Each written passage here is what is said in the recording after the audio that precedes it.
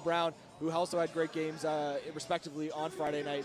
But yeah, if the Rainmen want to win Game 5 here and head back to Windsor on Tuesday night, they've got to contain Kirk Williams, but they have to be worried about the entire lineup for the Windsor Express. Right. We've seen big performances from a lot of their big guys, Tony Bennett, Quinnell Brown, DeAndre Thomas getting it done defensively.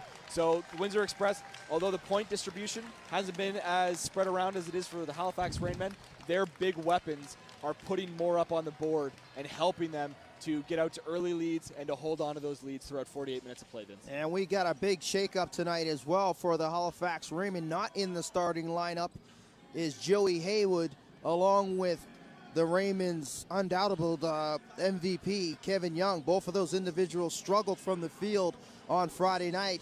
Kevin Young, 2 for 4 from the field, ended up with 7 points. And Haywood, 1 for 4 from the field, 25%. He ended up with 6. So Coach Claro's going tonight in the starting lineup with Sea Ando, Forrest Fisher, Tyrone Watson, Liam McMurrow, and Chris Ko. Ko led all Halifax Raymond scorers with 23 points. His best performance of the playoffs thus far, 8 for 21 from the field. He was 3 for 13 from downtown. So, I mean, the struggles were there Friday night, but Coach Claro sending a message to his team here. There is no one guy. We got to do it as a unit. Absolutely. 3 fresh starters for the Halifax Rainmen from Friday night. McMorrow back in. Tyrone Watson and Forrest Fisher find themselves in unfamiliar territory. It'll be interesting to see, aside from game 1 when he put up 14 points, Forrest Fisher in a way has been a non-factor for the Halifax Rainmen in this series. He hit a big 3, and he starts the game off with a big 3. Well, so good on Forrest Fisher for making me look like a moron. Well, Fisher knocking it down from beyond the arc. So thus far, it looks like the gamble by Coach Claros is paying off in dividends early in this game. Fisher gets the scoring on their way with the 3-0 lead for the Raymond. Brown, shots too strong, rebound by McMurrow. Ando coming back the other way, trying to put pressure on Bennett. Bennett gets screened by McMurrow. Ando shot short, rebound by Bennett. Express come back the other way. Williams, the Commons from beyond the arc. Too strong, rebound by Fisher. Fisher puts it to KL. KL rises, fires, and bang! Back-to-back threes from downtown from KO and Fisher. And the Raymond are up 6-0. 5:52 left in the first quarter here in Game 5. We saw this type of play from Chris Ko on Friday night. He came out of the gate early with some big threes to help Halifax stay in it in the first quarter. So he could be gearing up for another big night here tonight.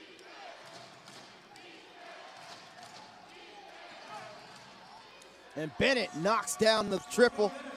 Tony Bennett coming back and cutting the lead to a 1-possession game as Bennett had a good night shooting on Friday night. Finished up 19 points. He was 6 for 15 from the field. And Chris Ko continues to be aggressive offensively with a nice take. And plays through the contact, and he'll give himself an opportunity to convert the three-point play the hard way.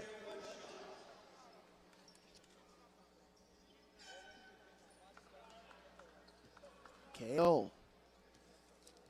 Strong night on Friday night, as we mentioned at the top of the broadcast. Lane violation on the Raymond, and KO unable to convert.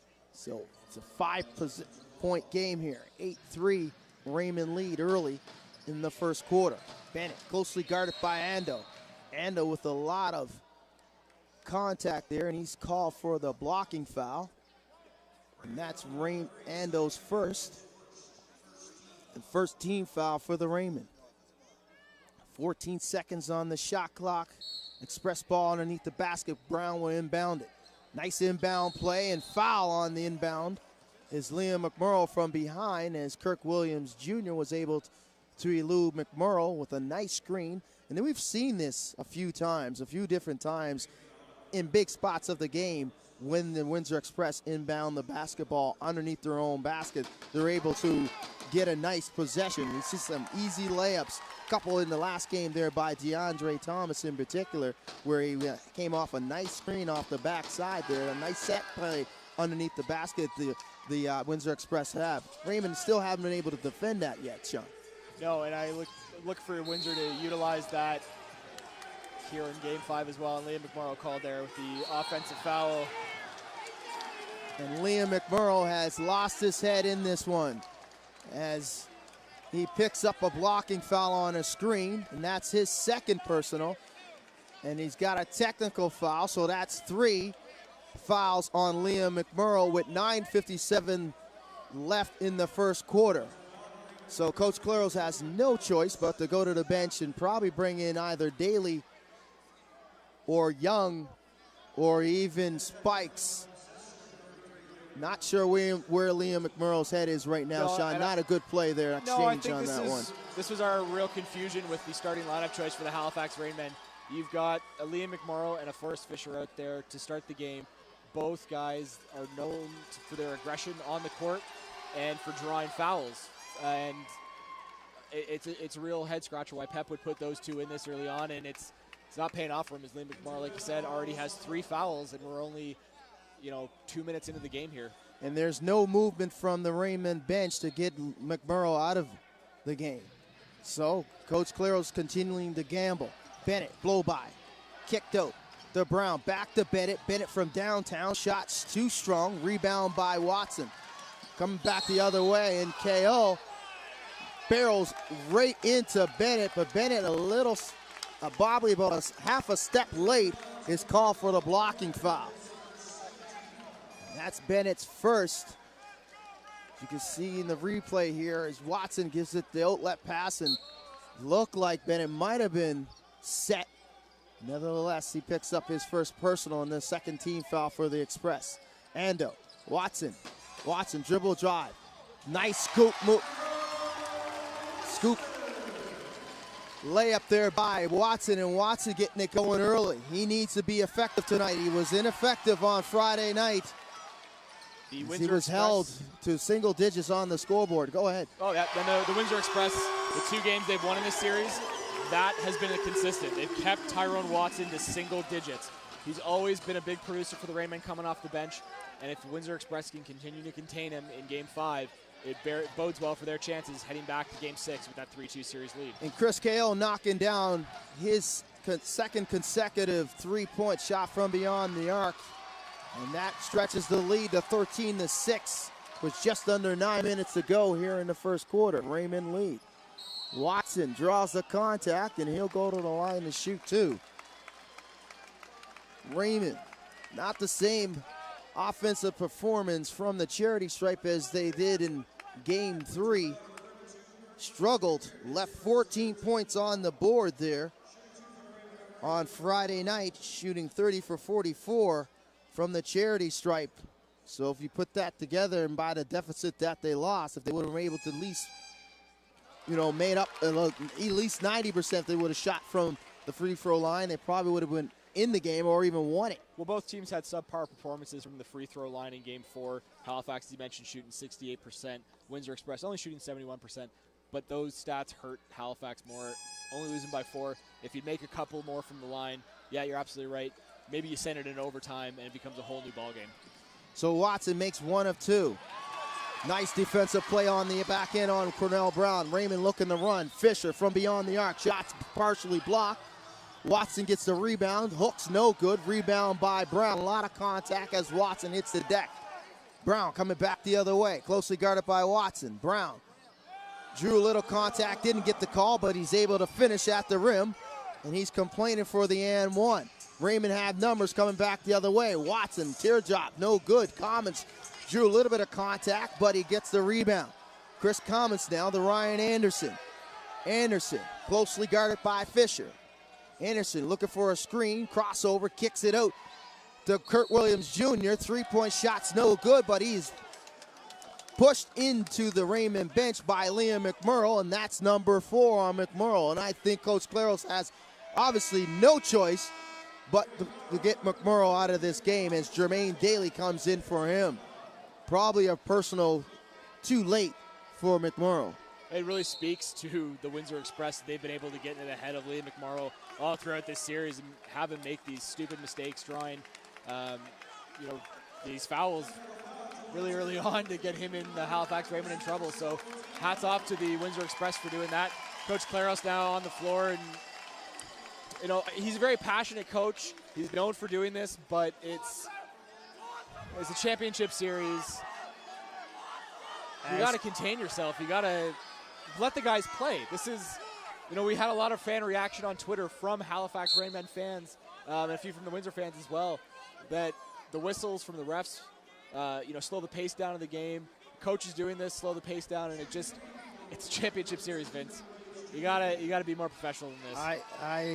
I've stated my case quite to the point in Game 3 and especially in Game 4, to the point to the officiating and where the rules are for how far the coaches can go when talking about foul calls and other things inside the structure of the game, and it just takes away from the momentum, as you mentioned.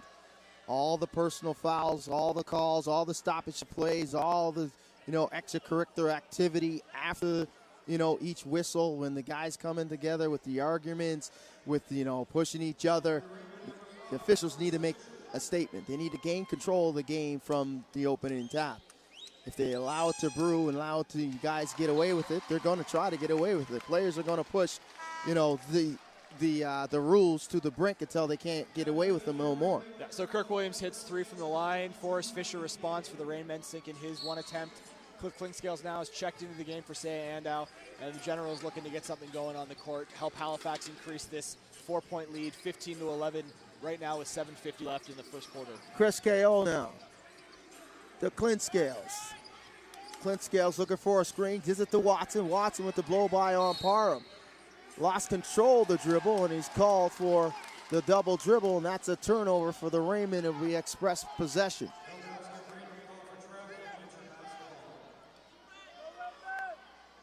Commons to Bennett. Bennett now controls the ball, crosses the timeline, closely guarded by Clinkscales. Get the screen from Parham. Bennett to the corner, wide open Loisel. Loisel from downtown, no good. Last touch by the Express, and it'll be Raymond basketball. Probably a little bit out of the range of Kevin Loisel. Yeah, but it was a good shot for him to take, wide open, nothing but time and space, and yeah, it might not have been the best guy to take that shot, but Windsor Express smart to do so. Fisher, pump fake on Anderson. Fisher rises, bam! Fisher from downtown. So Forrest Fisher knocks a triple down, 18-11, Raymond lead, 7:06 left in the first quarter. Anderson back the other way, too strong, rebound by Daly. Daly outlets the Clinkscales. Clinkscales directing traffic, looking for a cutter to the rim. Gets it to Watson. Watson loses the handle momentarily. Clinkscales gets it back. Fisher, the nice first step off his dribble, was able to get Anderson in a position where he had no choice but to reach in, and Ryan Anderson picks up his first, and it'll be the Express 5th team foul. And Vince, with that last three-pointer, Forrest Fisher's hit 7 on the night. Already his second best offensive performance in this series. He's only had 5 and 3 points respectively for the last 2 games. So Coach Claros' gamble and starting Forrest Fisher and Tyrone Watson has been paying dividends early in this game, as both guys are performing on the offensive side of things. Bennett gets bottled up by Daly. Spin move, shot's no good, as it was short there, and Parham picked it up, and his attempt got blocked, knocked out of bounds by Tyrone Watson, as Coach Jones was looking for a foul. But Friday night's game was a lot more physical earlier, and they let it go throughout the game. So I think the trend is continuing here in Game 5 as Kevin Young checks in the game, and Tyrone Watson will go to the bench. Be interesting to see the officiating when we get back to the WFC Youth Center on Tuesday night. See if those referees can have a little bit more control over these players. Anderson's shot's too strong, but picked up by Parham, and Parham extends the possession again for the Express. Bennett try to split the defense, lost the handle. Loisel picks it up now. Loisel looking to be aggressive, drives the basket. Can't get the shot to go, but picked up the harm, and he'll go to the line and shoot two. Kevin Loisel has done a pretty good job in the first two games being around the basketball and being very physical. He does the little things for this Express team. He's not going to hurt you on the scoreboard or on the statistic sheet, but he does those little things, rebounding, hustling, and defending. Quality minutes for Coach Jones is Kevin Loisel, the product from Dawson College. I'm noticing early on the Halifax Rainmen seem to be playing a bit better defense than they did in the opening quarter on Friday's loss. They're not afraid to kind of get in front of the Windsor guys and really fight for that ball. You know, for the first 3 quarters of game 4, that seemed to be an issue for Halifax. They weren't rebounding as well as they did. Oh, big block there. There's Loisel there. Return the sender off the backboard. Good help defense by Loisel as he was able to knock down the 2 free throws, and that's what he gives you, that type of effort. He may not be the biggest guy, he may not be the most gifted guy offensively, but what he does bring to the table is his effectiveness and his toughness. He's tough on the defensive end, and he's tough on the offensive boards, and he's a guy that's going to get in your face and physically challenge you. So as we go to the media timeout now, 18-13, Rainmen lead with 5:51 left in the opening frame. Already we've seen 12 fouls in total from both teams. Halifax leading the way with 7, Windsor Express with 5. Just as we go to the timeout, Cliff Klingscales obviously fouled Kevin Loisel. So, yep, physicality of this game is what we expected. Hopefully both coaches can get a wrangle on their guys, and maybe we can see a bit cleaner of a game going forward. Well, some guys don't want to be wrangled, as was indicative in the first 3 minutes with Liam McMurrow picking up 4 personals and pretty much not going to have Coach Claros is not going to have his services, I would say, until the 3rd quarter. If all things play out here. Yeah, no, I don't think we'll see him until the later stages of the game. Agree with you there, Vince. But, you've got guys like Spikes and Daly to back him up. Yeah, they got to step up. And Spikes has been having a great series. Liam McMorrow's kind of he's been neutralized by this Windsor Express team, but Nigel Spikes has stepped up in his place. 10 points, 7.5 rebounds average over the first 4 games. Those are good numbers from Nigel Spikes, a guy who's used to coming off the bench and was thrust into the starter roles for game 3 and 4 after McMorrow went down with injury. Yeah, those are big numbers, as well as Jermaine Daly with 6 points, just under 7 points per game, and close to a double-digit rebound. So combine those 2 efforts by the 2 big men. That's good offensive productivity for Coach Claros. So he's definitely going to have to tinker with his lineup without having the services of Liam McMorrow, I would say, until the 4th quarter here. As Loisel will go to the line and shoot 2. The Raymond are in the penalty for the remainder of the quarter. Loisel misses the first.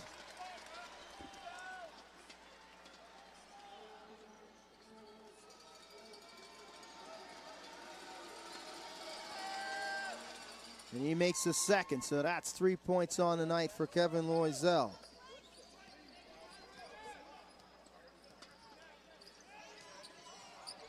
Klingscales picked up by Parham inside to Daly. A nice feed there to Daly. Daly cut without the basketball.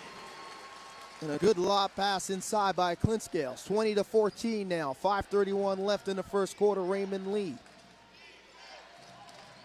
Ryan Anderson. And a hold inside the painted area. It looks like a double foul is being called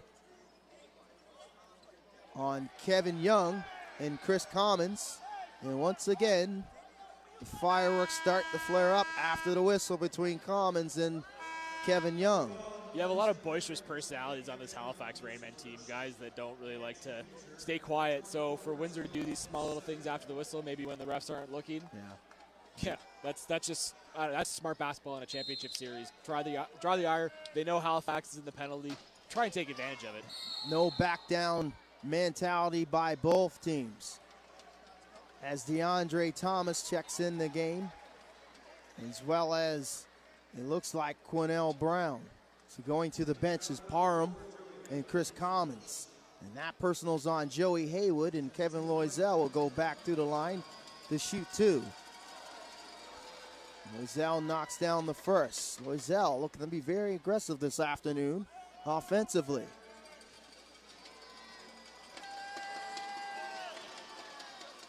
Strong on the second, tipped around, rebound by Anderson. So another extension of the possession here. The Express doing a good job of offensive reboundings early. Raymond struggled defensively. Anderson, pump fake, rises, shots no good, rebound by Young. Young back the other way. Tony Bennett steps in his way, knocks it away, but Tony Bennett gives it up. Coming back the other way is Clint Scales to Haywood, and it looks like Cornell Brown will be called for the contact, and Haywood will go to the line to shoot two. Yeah, Kevin Young just, overexcited on that play there. Didn't have a great handle on the ball. Windsor saw it, picked their spots. Unfortunately, didn't work out for them, and now Joey Haywood going to the line, looking to increase this to a 7-point lead right now. Halifax up 20-15, 4:57 remaining in the first quarter. Haywood knocks down the first. If you can take any positive from Friday night for his performance, he was 100% from the field, knocking down from the free throw line, 4 for 4. Finished up with only 6 points. But you like to see Haywood be aggressive offensively. You know he's going to have a good night if he's driving to the rim, looking to attack the rim and attack his defender, open up his mid-range game where he's very effective around 15 feet away from the basket, knocking that mid-range jumper. Brown, shot's no good. Rebound by Haywood. Haywood behind the back dribble, crosses the timeline, gives it to Clint Scales. Clint Scales swings it to wide open Young. Young short on the shot. Anderson comes back the other way for the Express. Bennett takes Haywood, swings it wide open. Anderson, bang! And from downtown, Ryan Anderson, standstill jumper, cuts the lead. 22-18, 4:18 left in the first quarter. Yeah. Raymond continued to lead. Halifax got caught napping on that play and paid for it. You can't leave Anderson open from three-point land. He's going to hurt you every time. A nice cross-court pass there, and recognizing where the open teammate is Tony Bennett. Bennett's been doing a pretty good job distributing the basketball in the last 2 games here. There's another foul on Kevin Young. It's his second, and now we'll put Cornell Brown to the free throw line to shoot 2.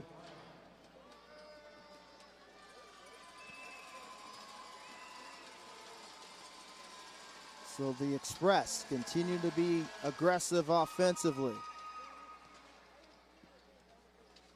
forcing the Raymond to guard them individually, and they've been doing a good job of that, and getting to the free throw line and getting some easy opportunities here as Cornell Brown knocks down both. And a substitution here as Gibson and Ellis will make their way onto the court for their first minutes here this afternoon as Cornell Brown goes to the bench along with Ryan Anderson. 1 possession game here now. 22-20 Raymond lead, 4:05 in the first quarter in game 5. Clint Scales, closely guarded by Gibson. Clint Scales, a blow-by. Tried to swing it to Young, but the quick hands of Jamarcus Ellis knocks it away, and another turnover for the Raymond. Ellis, the aggressive move with the left off the window, can't finish. DeAndre Thomas with the rebound, and he is mauled by Tyrone Watson and gives Watson the strongman pose, in, saying we've seen these two guys collide in game 4. Yeah, DeAndre Thomas trying to throw the guns there. I think you'd have to be a little bit more defined and strict in your gym routine to do that. But I get the message. Very wise. Try to get in the head. Halifax Raymond had 12 fouls so far in the first quarter. So anything you can do to get them, more angry and more make these dumb mistakes and send your team to the line, so much the better. So, yeah, well done by DeAndre Thomas. Thomas misses the first.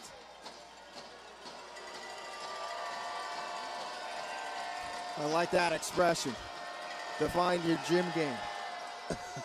refine I'm the last game. person that should be talking about that, but Tyrone Watson's a very defined man in his arms. So, anyways, back to basketball. He misses both there as DeAndre Thomas. Still a 1 possession game here. Clint Scales Floater. Watson can't convert. Rebounds picked up. Loose ball by Ellis. Brett's back the other way. Gibson crossed the timeline. Gibson draws the double team. Swings it to Bennett. Bennett inside the DeAndre Thomas, trying to back down Daly. Nice spin move and finish by DeAndre Thomas. That's what the big man gives you, that nice touch around the rim. And he won't have Liam McMorrow to contend with until the later stages of this game. So smart move, keeping DeAndre Thomas out of the starting lineup. They can utilize him now without fear of getting into a big battle with Liam. DeAndre Thomas had a good night offensively Friday night, 5 for 8 from the field, finishing up the night with 12 points. And was in a very positive frame of mind. Good karma on Friday night for the Express. Turnaround jumper's no good though on that possession as Haywood drives and gets the finger roll to go. Reverse layup. Raymond getting into the open floor, looking to push the basketball and get some easy opportunities back the other way transitionally. The thing that they didn't get the opportunity to do in Game 4 Friday night.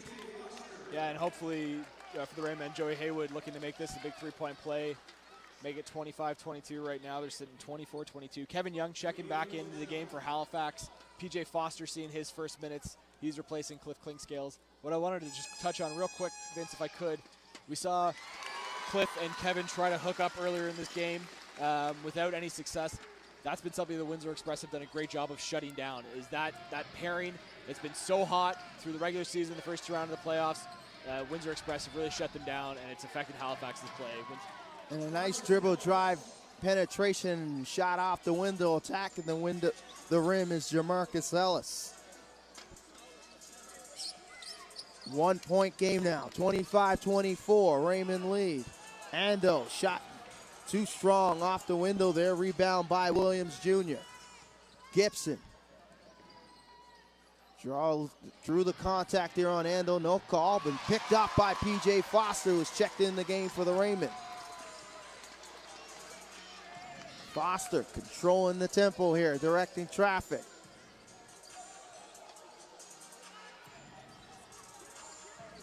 Foster still with it, swings it to Young from beyond the arc, shot short. Young tries to chase after his shot. Loisel gets it, kicks it out to Williams Jr., and a nice run out there by Williams Jr. as he drew the contact, and that looks like a clear path foul called on the Raymond, so Williams will go to the line and shoot 2, and they will still regain possession of the basketball. So a good heads-up play by Kevin Loisel, and Kurt Williams Jr. has been doing it the last 2 ball games and continuing into the third here at Scotiabank. The ability when that shot goes up, he's already making his way down the court the other way, and we've seen it late in Game 4 to help this Express team close the show with his ability to get out in the open floor and get those easy opportunities with those outlet passes. Something the Raymond need to make an adjustment on for sure. And Kirk Williams just ties the game up there at 25. Successful only on 1 attempt from the line. But Windsor will get the ball back with 1:25 left in the quarter, looking to take a lead here. There's Gibson. Guarded by Ando. Gibson looking for a screen from Loisel. Can't get it. Gives it to Anderson. Anderson closely guarded by Foster. Nice spin move on Foster. Kicked out to Ellis. Ellis jumper too strong. Misses everything, and it goes out of bounds. And a nice defensive possession there by the Raymond as they're able to rotate and close out on Ellis, and Ellis's jumper too strong there. So nice defensive play there, and the Raymond will look to regain the lead here late in the first quarter. Just under a minute to go. Haywood, penetration. Draws the contact on Loisel, and Haywood will go to the line and shoot 2. So Joey Haywood continuing to be very aggressive, not settling for the jump shots, and looking to take his defender off the dribble. This is his 3rd trip to the free throw line for Haywood. Knocks down the first. Look to have I'm looking to see, I want to see Haywood and Young respond, not being in that starting lineup. And you can see by the aggressive play early here for Haywood, he's responding in a positive way. That's what you want to see. The coaching staff want to see that. Joey Haywood coming off the bench, and he's already got 7 points on the night, so maybe this is a good move for Claros to bench to send the guys a message. And still waiting to see Kevin Young kind of come out and respond in a bigger way. He's been held off the score sheet so far. Loisel now tries to blow by Watson. Watson, a good job moving his feet. Loisel with the short shot blocked by Kevin Young. Fisher coming back the other way. Fisher rises, thought about it, gave it up to Foster now. Foster directing traffic, shot clock dwindling. 10 seconds on the shot, Raymond gotta go. Haywood driving, drew the contact on Williams Jr., and Haywood will go to the line to shoot 2 more. 20.9 seconds left in the first quarter. Raymond lead by 2, 27-25. Joey Haywood looking for number 8 and 9 points on the evening. Finish up game 4 with only 6 and has responded, coming off the bench in the reserve role.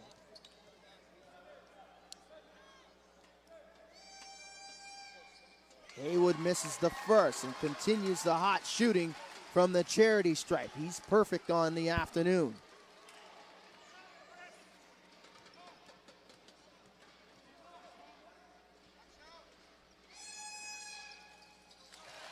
So now Joey Haywood with 2 from the line, 9 points on the evening, 7 of them coming from the free throw line. It's but when you get 22 fouls in the first quarter, Vince, you're going to see a lot of trips to the charity stripe. Exactly. What can you expect, right?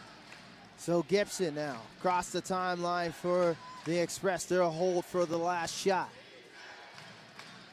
Inside of Loisel. Loisel takes a look at the game clock here. As he's trying to back down Watson. Drew the contact, shot's no good. And that's the end of the first quarter. Raymond lead, but it looks like a foul was called before the clock expired here. Loisel's call for the personal, and the Raymond will get a couple free throws at the end of this quarter. So not a good move by Loisel, missing the shot and fouling on the other side. Excuse me, that was on Jamarcus Ellis as Chris K.O. misses the first. Yeah, Chris K.O. doesn't miss too many of those, so it's that's pretty surprising. To see him miss. He knocks down the second. So 1 of 2. 5-point lead at the end of the first quarter. Raymond lead 30-25. Lots of fouls, lots of opportunities from the charity stripe from both teams. Coach Claros continue to juggle his lineup and get guys in and out. As we mentioned, Young and Haywood not starting the game and going with Fisher and Watson. Liam McMurrow was forced to the bench early because of foul trouble. Some extracurricular activity after the whistle as he picked up 4 personals in that first quarter. That's a rarity in basketball. I can't remember the last time I watched a basketball game and seen an individual player pick up 4 personals in the first quarter in any level. Tune in for the NBL Canada for the fantastic action on the court, and stay for the wacky craziness sometimes you experience after the whistles. You know, we've seen a lot of things here in the NBL Canada that I have not experienced on any other level. But nevertheless, it's still the quality basketball here. The 2 teams, the top 2 teams in their respective divisions and throughout the league. The Windsor Express, the number 1 seed, as well as the number 2 seed, the Halifax Rainmen, here in Game 5, fighting it out for the 2014-15 NBL Canada Championship crown. Scotiabank, the last home game of the season, Sean. Yeah, the last home game of the season for the Halifax Rainmen, and you know, if you're not part of the Halifax community, you may have missed a lot of articles going out about teams' attendance woes in the regular season, early on in the playoffs. So there's a lot of talk, is this maybe the last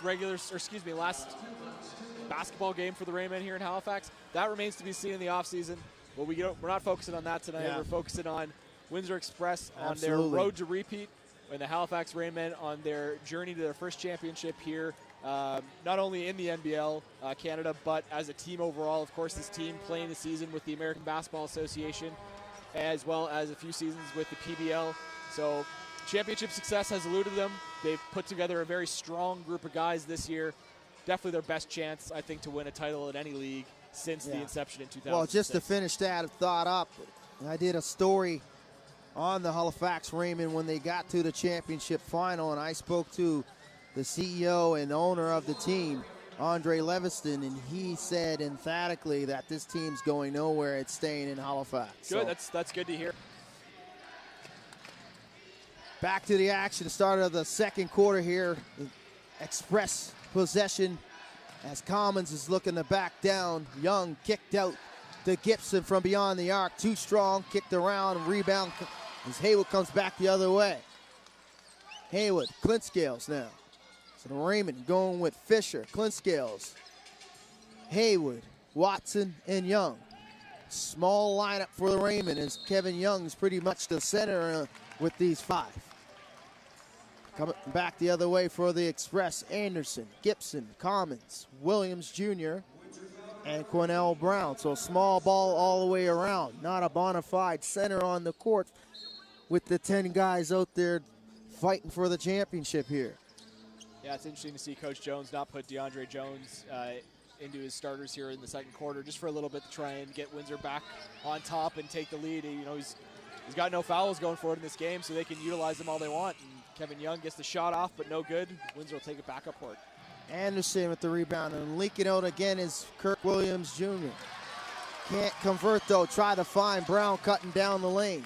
Clintscales, wide open jumper, fired, bang. Not converting is Fisher. Fisher steals it momentarily, but Williams able to get it back, and Fisher is called for the personal here as Williams Jr. will go to the line to shoot two. And that's Forrest Fisher's first personal and the first team foul of the second quarter here for the Raymond. 10:48 left. Raymond still lead by 5. Williams Jr.'s first is no good, too strong.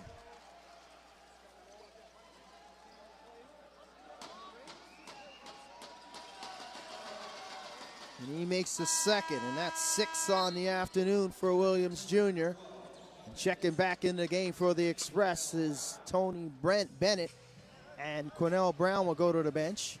And Coach Claros combats that move with Chris K.O. coming in for Joey Haywood.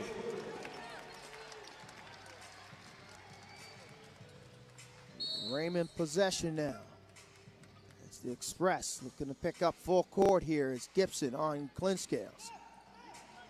Clintscales across the timeline. Directing traffic, gets a screen from Watson. Watson cutting towards the rim. Nice move and conversion by Watson.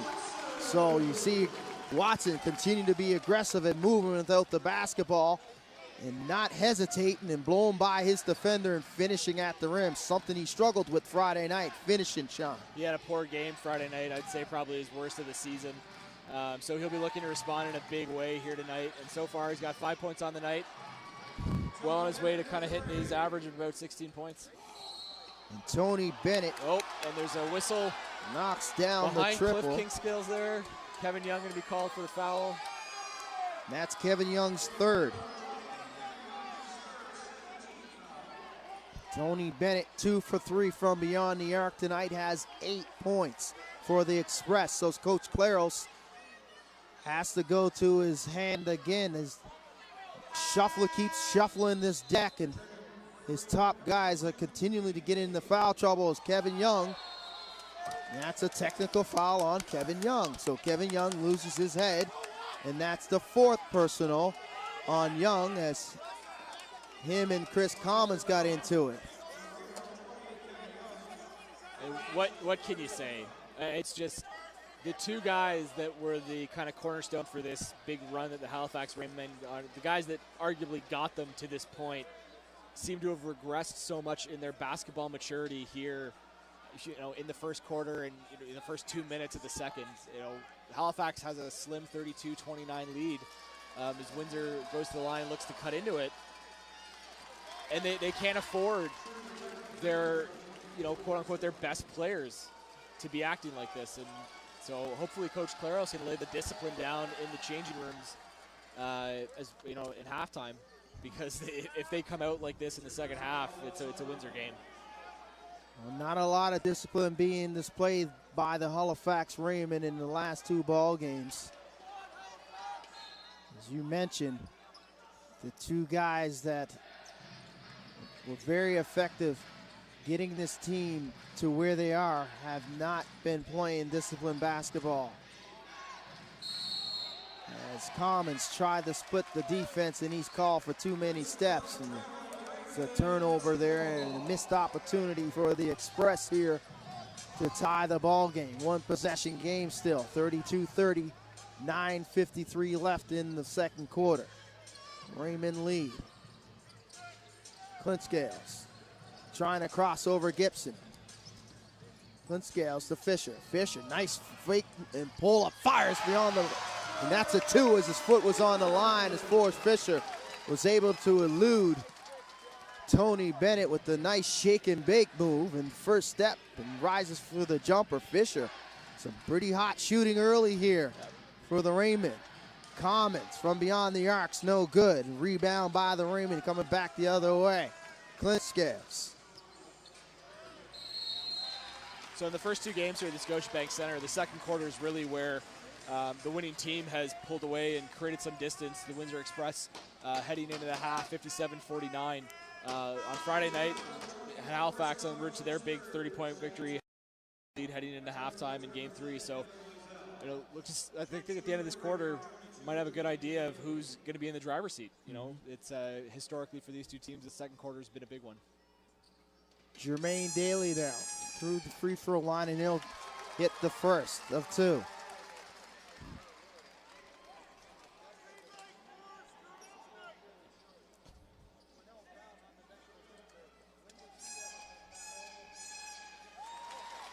Daly knocks down the second, 4 on the afternoon. Daly finished up game 4 with 6 points and a nice lob city there between Gibson and Kurt Williams Jr. as Kurt Williams Jr. once again getting free without the basketball. His ability to move without the basketball, get himself in good scoring position has been paying dividends for this Express team in the last 2 ball games. Bennett fires, shot too strong, rebound by Daly. As the Raymond dodged a bullet there with Bennett with a wide open look. He's already 2 for 3 from beyond the arc tonight. And an errant pass inside, exchange between Jermaine Daly and Clint Scales, and that's a turnover for the Raymond. And Ando checks back into the game for the Raymond as Clint Scales will go to the bench. 4-point lead, 8:32 left in the second quarter here. Gibson hands it off to Bennett. Bennett hands it off to Anderson. Anderson turns the corner. Loisel with the quick move, but it was too quick and outside of the rules, and that's a traveling call. Call for too many steps as Loisel tries to plead his case to the officials.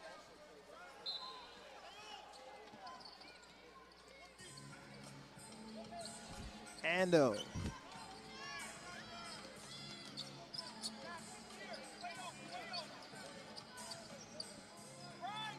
Fisher gets the screen, rises, fires. Shots too strong, rebound by Anderson. The Windsor Express dodged a bullet there as Fisher's having a hard night, and Bennett back the other way with another wide open look. Too strong, can't convert. Ando, nice crossover and finish at the rim. Ando taking what the Express defense is giving him.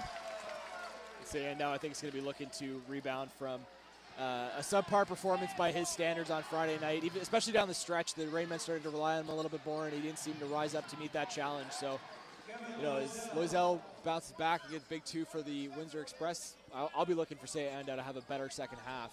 Rainmen right now 38-34, 7:22 remaining in the second quarter. Game 5 inside Scotiabank Center. Loisel with 6 on the afternoon for the Express. And the Raymond turn it over here, and it'll be Express basketball. It's a good defensive stop there for the Express.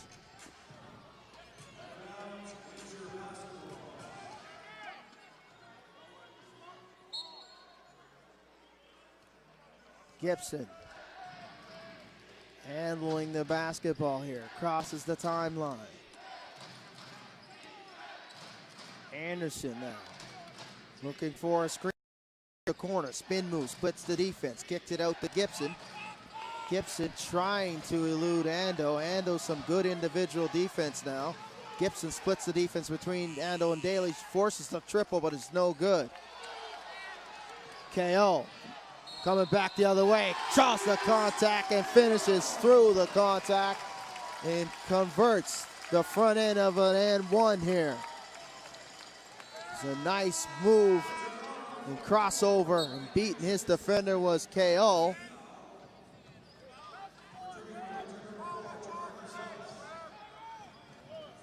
KO will go to the line to shoot one, excuse me. And DeAndre Thomas now checking back into the game for the Windsor Express. They're going to definitely be looking to utilize his big physical presence and really bounce around the Rainmen. Both teams have had difficulty offensive rebounding tonight. Express only pulling down 3 offensive boards. The Rainmen only 1 themselves. So hopefully DeAndre Thomas maybe can give the Windsor Express that extra little bit of oomph. How many offensive boards for the Express? They have 4. Correction to my last. And KO can't convert the three-point play. He has 11 on the afternoon. 4. Geez, they look like they had 4 in the first 5 possessions of this game.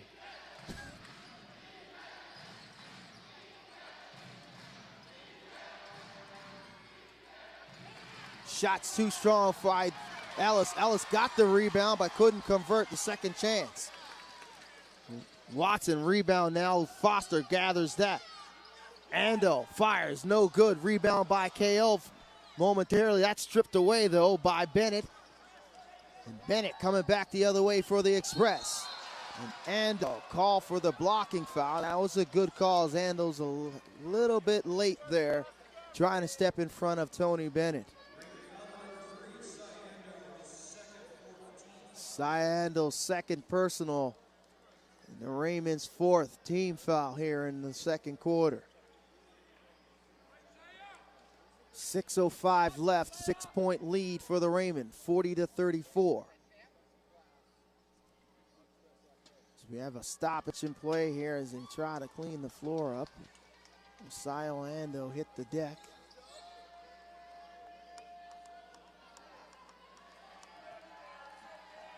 Raymond playing a good team basketball right now. Their big guns on the bench, relegated to the bench because of foul trouble. Well, most people all year that have watched the Rainmen, especially since that big change that came in late January, know that the Halifax Rainmen do have a deep bench. As P.J. Foster with a great defensive play there, tips it out. It will be Windsor ball with 13 seconds left on the shot clock. Yeah, the reserves pay big dividends, and I like to use that word, dividends, for the Halifax Raymond. As last game, if you look at the stat sheet, they had 49 points from their reserves compared to 27 of the Express. 3-point shot forced by Williams and misses everything, and Fisher comes back the other way for the Raymond. Foster fires from beyond the arc, and he is fouled by Anderson, and Foster will go to the line to shoot 3. And Anderson pleads his case to Coach Jones there, but right from our vantage point, Vince, we had a clear line of sight. That was a good call by the referee. Contact was clearly made. Well, he's definitely preaching to the choir, as Coach Jones has no relevance on reversing that call. He may want to talk about it with the officials, but it's not going to be reversed, as Foster will come back out of this media timeout to shoot 3 free throws. So what does Coach Jones have to do when making some sort of adjustments here with 5:38 left in the second quarter, Sean, and trying to really steal 2 games here and go back to Windsor looking to win consecutive championships in Game 6. It's only a 6-point game right now. Halifax having a 40-34 lead. Aside from Game 3, all of these games have been close affairs. So this is familiar territory for both teams.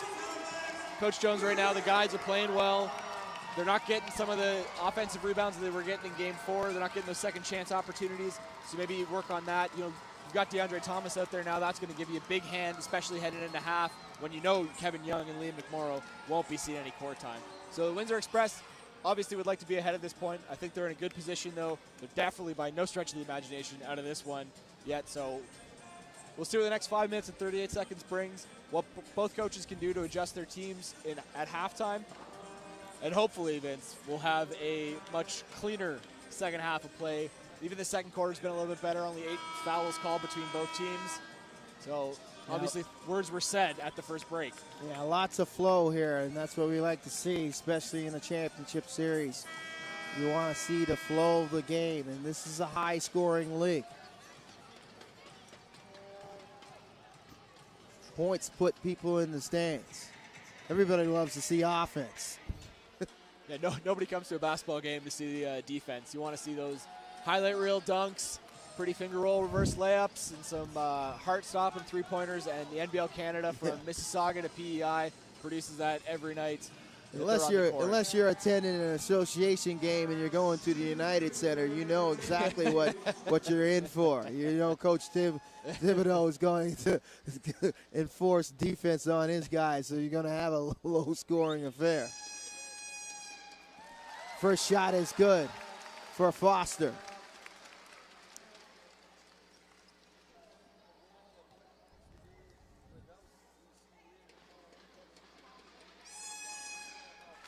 Foster knocks down the second. Foster had a strong game in Game 4. 4 for 7 from the field. 4 for 6 from beyond the arc, finishing the night at 12 points.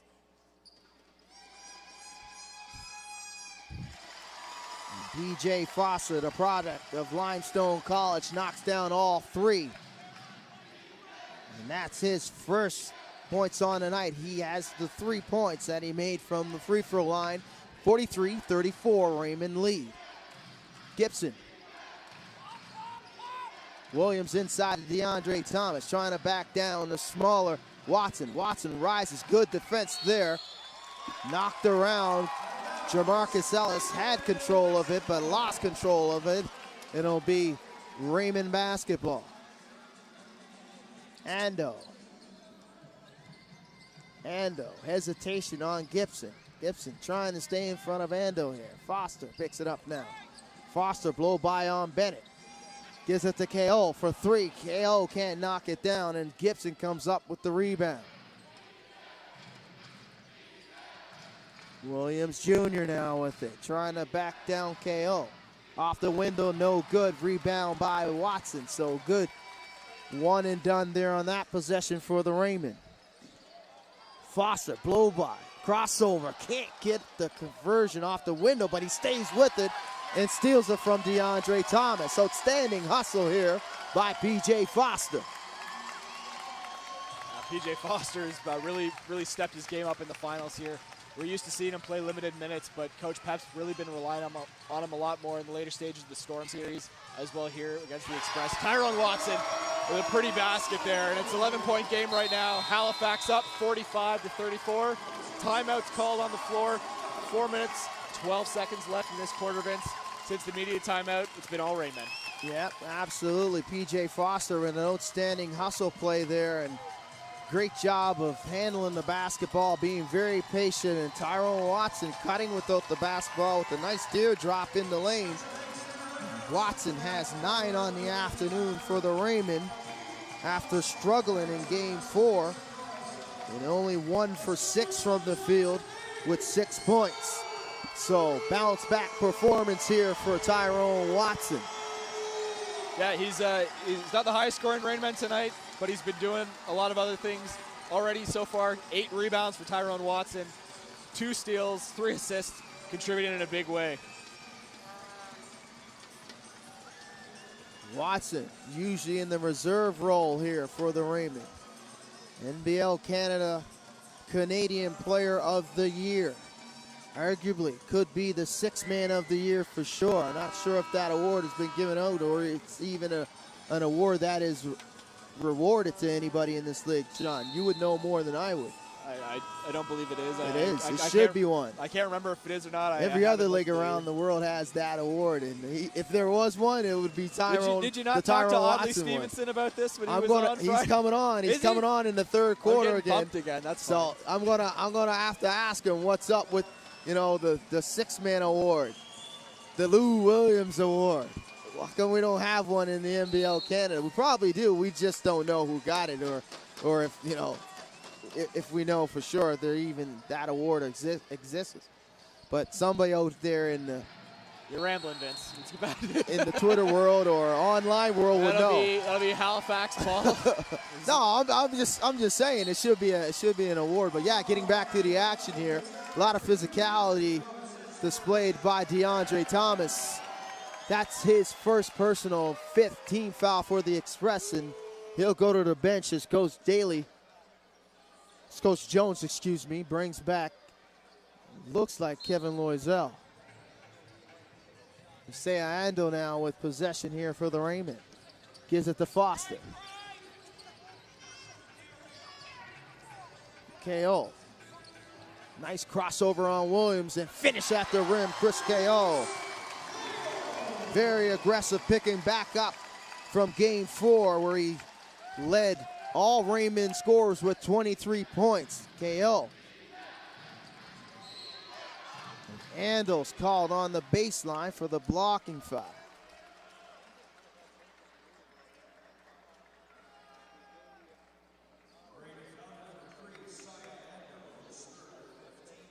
And that's Saya Ando's third, and Raymond's 15th foul.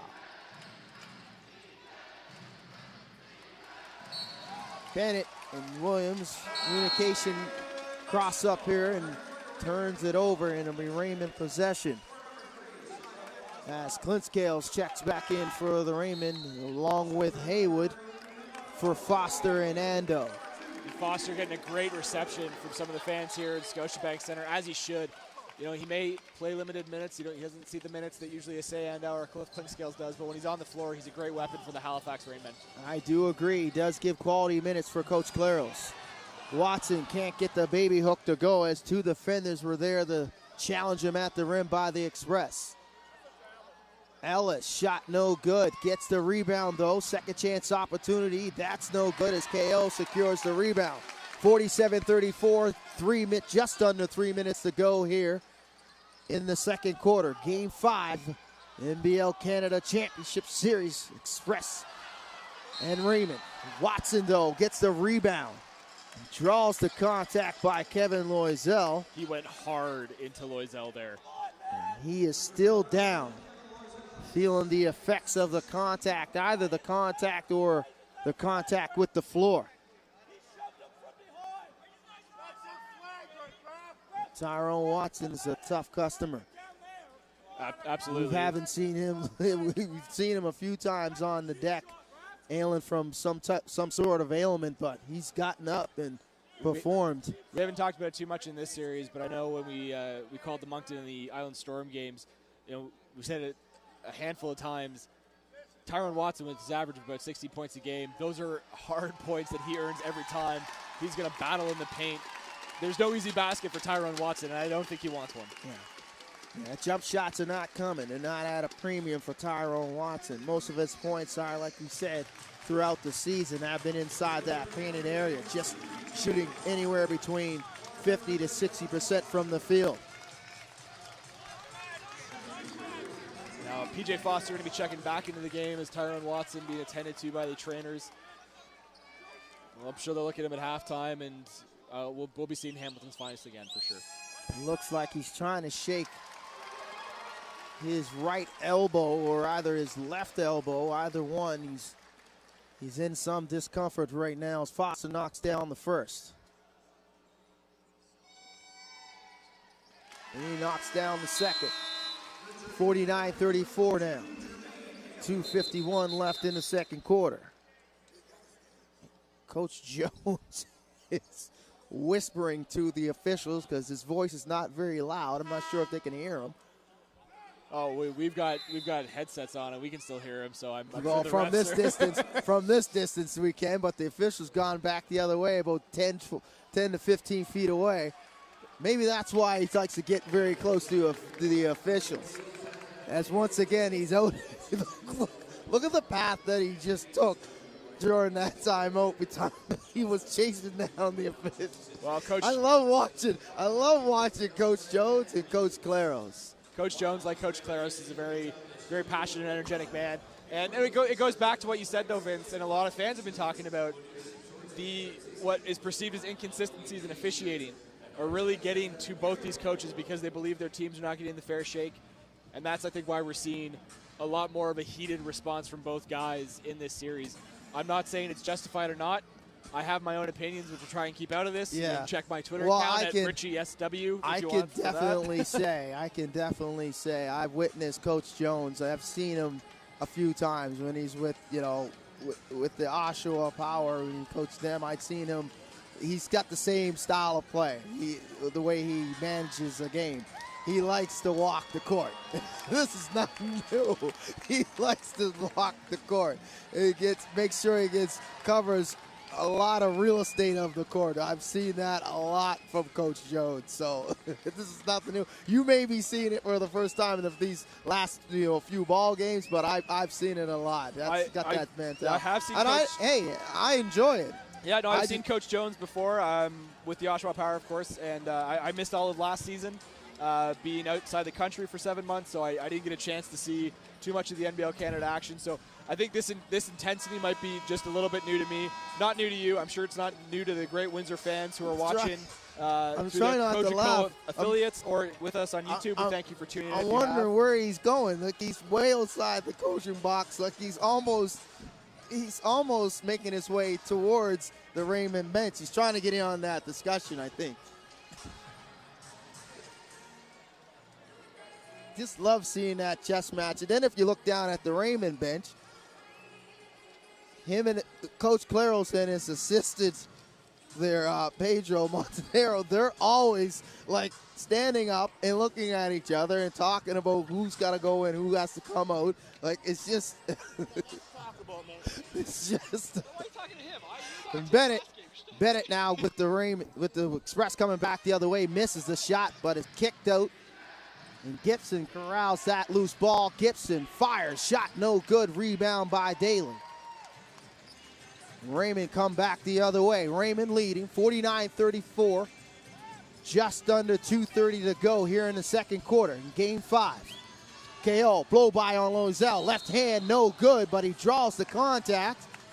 Jamarcus Ellis will be called for the personal. Chris KO will go to the line and shoot 2. KO, 14 points on the afternoon, continuing the hot shooting from game 4. The frustration's got to be building and mounting for the Windsor Express right now. They haven't got a basket since before the media timeout at 5 minutes, 52 seconds in the second quarter. That's a long drought. Halifax has opened it up. It's a 49-34 lead right now. Chris KO makes it an even 50 for the Halifax Rainmen. We talked about this earlier in the quarter. The second quarter has always been the indicator in these games, so if that trend is to continue, it's looking good for Halifax right now. And KO finally knocking down consecutive free throws as he's pushed his total to 16 on the afternoon. 51-34. Just over 2 minutes to go in the second quarter as Jamarcus Ellis draws the contact on Forrest Fisher, and Ellis will go to the line to shoot 2. As Watson checks back into the game, shaking his right elbow. So it looks like the ailment that he suffered on that exchange here when he was last time he was in the game, it looks like it's coming from his right elbow, Sean. I'm surprised he's back in the game already. I would have expected to see Tyrone Watson take a little bit more time, have the trainers assess him, and then come back in the third quarter. It was never a doubt that he would be back. He's a very tough player, both in physical and mental. As Ellis knocks down the first.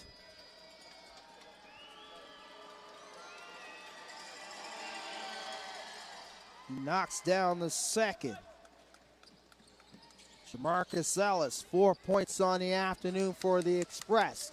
51-36, just under 2 minutes left in the second quarter.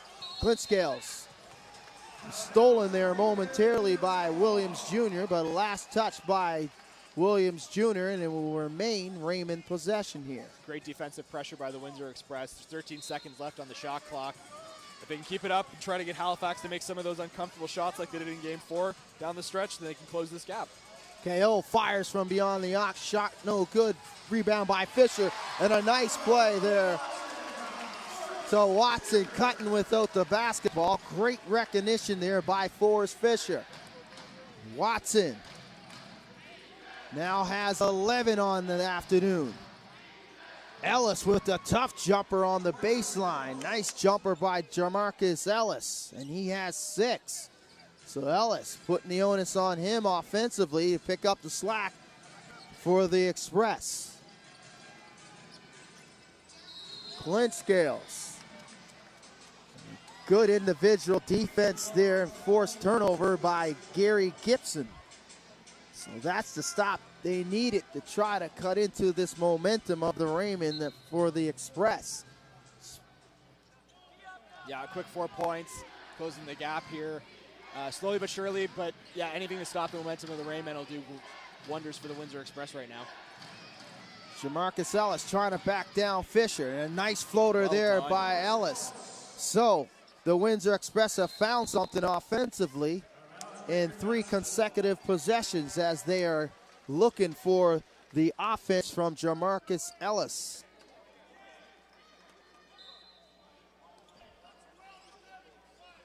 As he's able to get the shot to go in the lane on Forrest Fisher. KO fires from beyond the arc. Bang! Chris KO, another wide open look. How do you get your momentum back? Quick 3 from Chris KO. He is really stepping up into a leadership role on the court tonight, and I think he's reveling in it.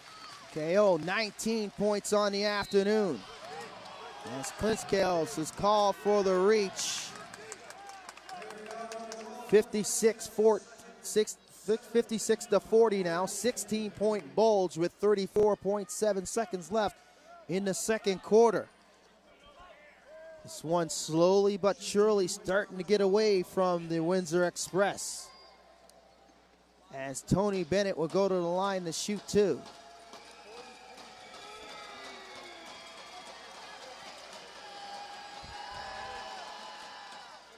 Bennett with the first.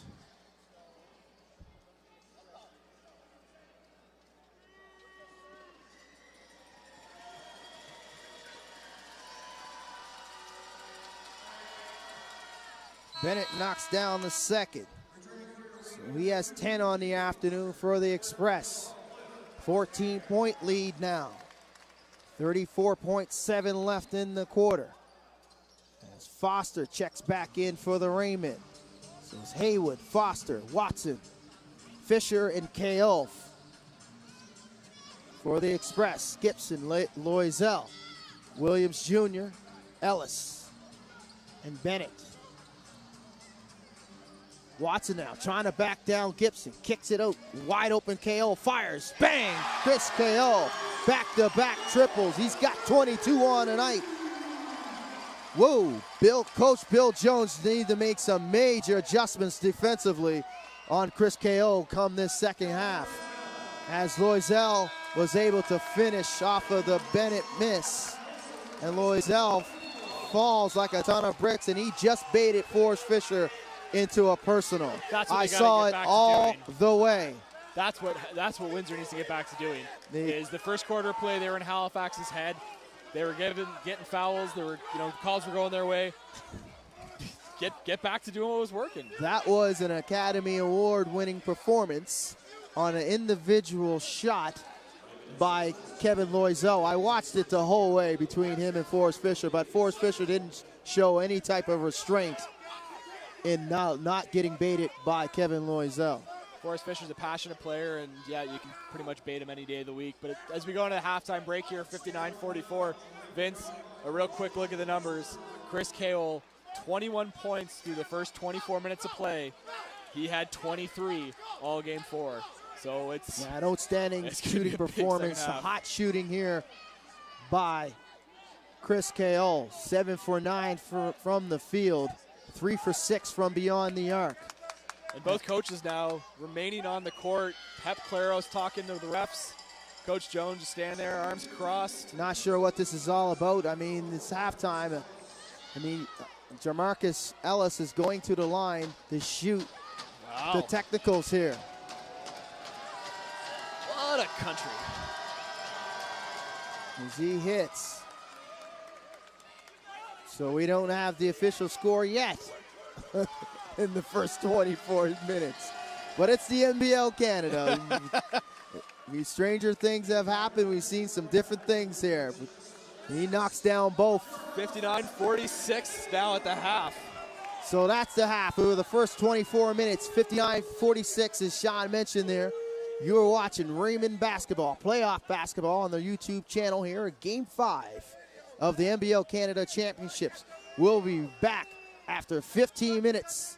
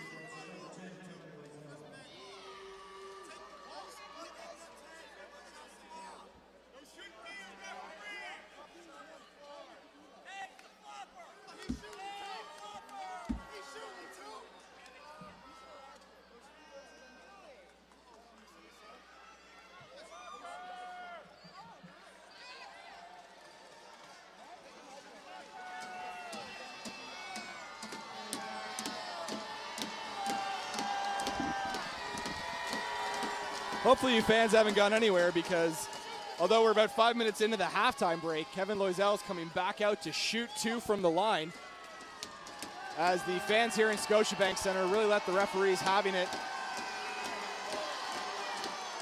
Loisel makes his first.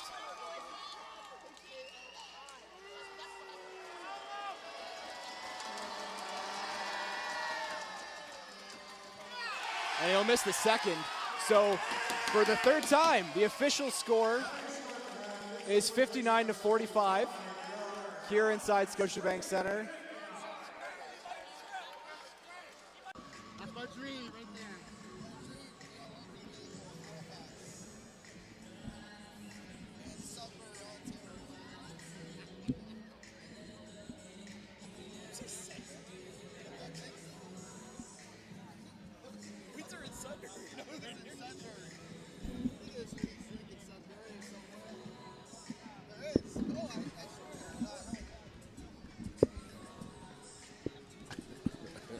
Welcome back to Game 5 here at Scotiabank Center between the Halifax Raymond and the Windsor Express at the half. The Raymond lead 59-45 in Game 5. Series tied 2-2. The Windsor Express were able to capture Game 4 with a convincing performance, bounce-back performance by the Express, giving themselves an opportunity to go back to Windsor and win it on their home court. Joined now by NBL Canada insider, the man, the myth, the legend, all of those things, you put it all together, he is one. Oddly, Stevenson, oddly. I should add your running mate, man. We went out last night, had a good time. I appreciate you for taking care of me. Vince, showing me the nightlife of Halifax. I appreciate it, my man. Just a little bit, and I'm not a guy that usually goes out too much. Hey, we had a good time. Anyway, nevertheless, First off, big shout out to the people in Halifax for taking care of me. I love coming out here, and every time I come to the East Coast, it's nothing but good times. So hospitality is bar none. Appreciate it, man. absolutely, no problem. Now I got to talk to you about a few things that are on the table here, in particular to the league itself. Me and Sean were debating about in the second quarter, wondering, does the league have a six-man award? Is there such an award as a six-man? Yeah, there's a six-man award. This year it was won by, I'm drawing a blank here. It was won by, oh my goodness, Omar Strong for the Mississauga Power. There you go. He won the Six-Man of the Year award. Wow, and I'm surprised that the guy that loves the Mississauga Power did not know that one of his Sean, what guys happened, man? did won the award. Omar Strong. Slipping, eh? Slipping. The guy, you got an Omar Strong screensaver. You know what I mean? I didn't even know he won a Six-Man of the Year award. The guy set all kinds of three-point records. There you go. He scored 50 billion points in one game. There we go. There you go. So Omar Strong, congratulations, Omar. And listen, You are the sixth man. We were talking because I was talking about the debate here with Tyrone Watson possibly winning the award. But nonetheless, moving along. Guys, for the record, we already give out the awards. There's no more awards talks. There's no more awards to be given out here, man. But the championship, that's the only Well, one that's the last one that's left. That's the last one left. But moving along here, we talked about competition and the competition between, you know, in particular, I got a real good question and reasoning to how the officials are going to wrangle in some of the coaches and their liberties of the coaching box. There doesn't seem to be a coaching box in this league. It's pretty much, if anything happens after the whistle, if there's a fracas, even if it's in the furthest corner of the court, each team's coach can go out there and assess the situation. There certainly are some things that need to be looked at for sure, without question. Liberties, as you mentioned, coaches walking the floor. I got you loud and clear. Yeah, it's you know, we talk about sort of the league and process and growth, and I love it. These are things that we got to look at. It brings a lot of color to the game because I love seeing, especially I've seen Coach Jones do his thing since he's been a coach in this league. He's probably walked more miles than any visiting coach in this league, him besides Michael Ray Richardson when he was with the London Lightning. But I think Coach Bill Jones has taken the cake, and he's definitely had his feet on every inch of this court. But getting back to the game, and Coach Claros too, he likes to walk too. But getting back to the action here, started the third quarter. Raymond still leading 59-46 now. Watson with the putback, and it's good. Tyrone Watson definitely had to be in the conversation of that six-man award that Omar Strong won. That's right. Of the Mississauga Power, as Watson got himself his own award, which would be the NBL Canada Canadian Player of the Year. Cornell Brown, he was a little quiet in that first half. Brown, attacks off the glass. Yes, Cornell Brown, definitely. They need Cornell Brown if they're going to have any chance of coming back. He's got to be the MVP. He's got to be the MVP. Exactly, and he has got to start playing like it. He's been getting MVP performances from other guys in this league. In this game and in this series, from number 32, who has to be their MVP right now, is Kirk Williams Jr. Yeah, he's continuing that strong play we saw in that last game. Pretty solid first half from Kirk. You know, in terms of energy, you know, a lot of the stuff that he does doesn't always show up on the stat sheet, but you got to love what he brings. 61-48, just under 11 minutes to go here in the third. Ando fires a no good rebound by Anderson, coming back the other way for the Express. A hobbling Tony Bennett finds a wide open Mr.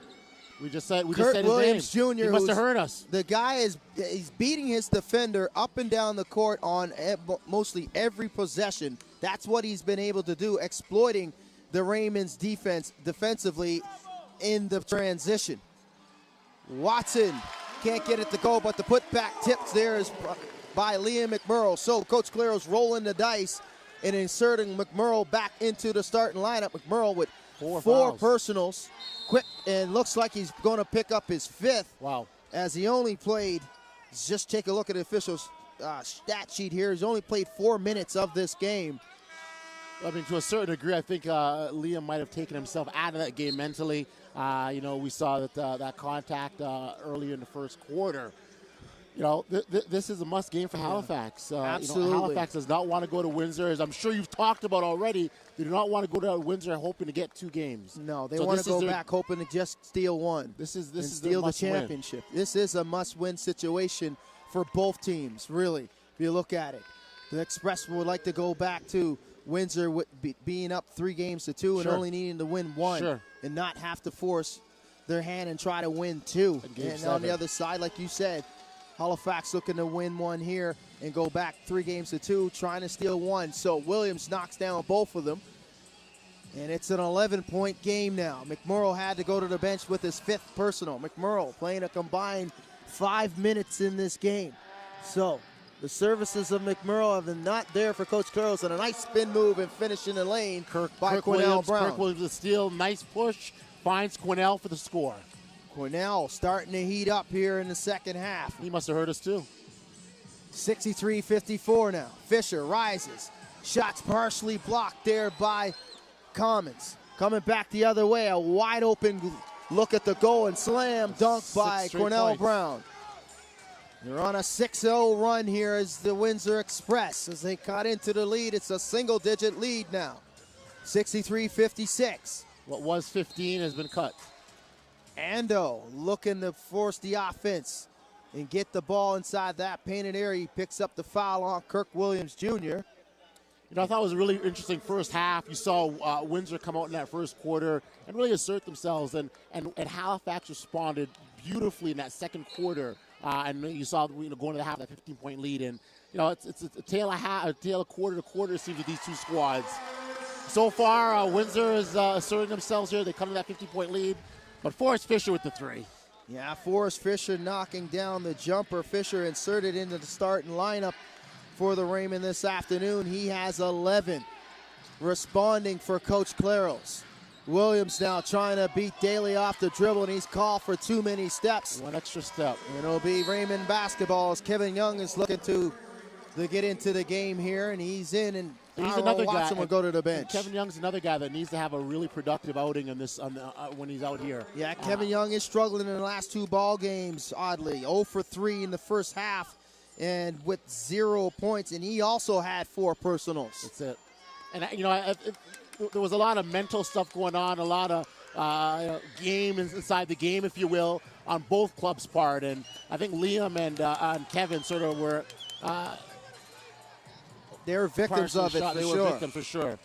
And I drew a blank there. The word was at my tongue and it wouldn't come out. I appreciate you. Trust me. Save. Trust me, I draw a few blanks myself throughout the telecast. But we continue. The one thing I've learned in broadcasting school and in journalism school is you continue on and and you pretend that the audience is not paying attention. They're forgiving. They're forgiving. It's a forgiving audience. I mean, what word was he trying to say again? Hey, we know what he's trying to say. It's that part of the live stream where you guess the word. That's it. Right? Don't they have game shows like that? Exactly. And you can win money? Why not do the live stream? Well, you can't win any money here, but hey, you can have a few laughs. No shortage of that. Anderson now hands it off to Bennett. Bennett to Brown. Brown, nice crossover on Ando. Offensive. But Brown is called for an offensive foul, rightfully so there, as he used his off arm to gain some space and that separation between him and Ando. Ando's checking to see if his nose is still there. It's Ando.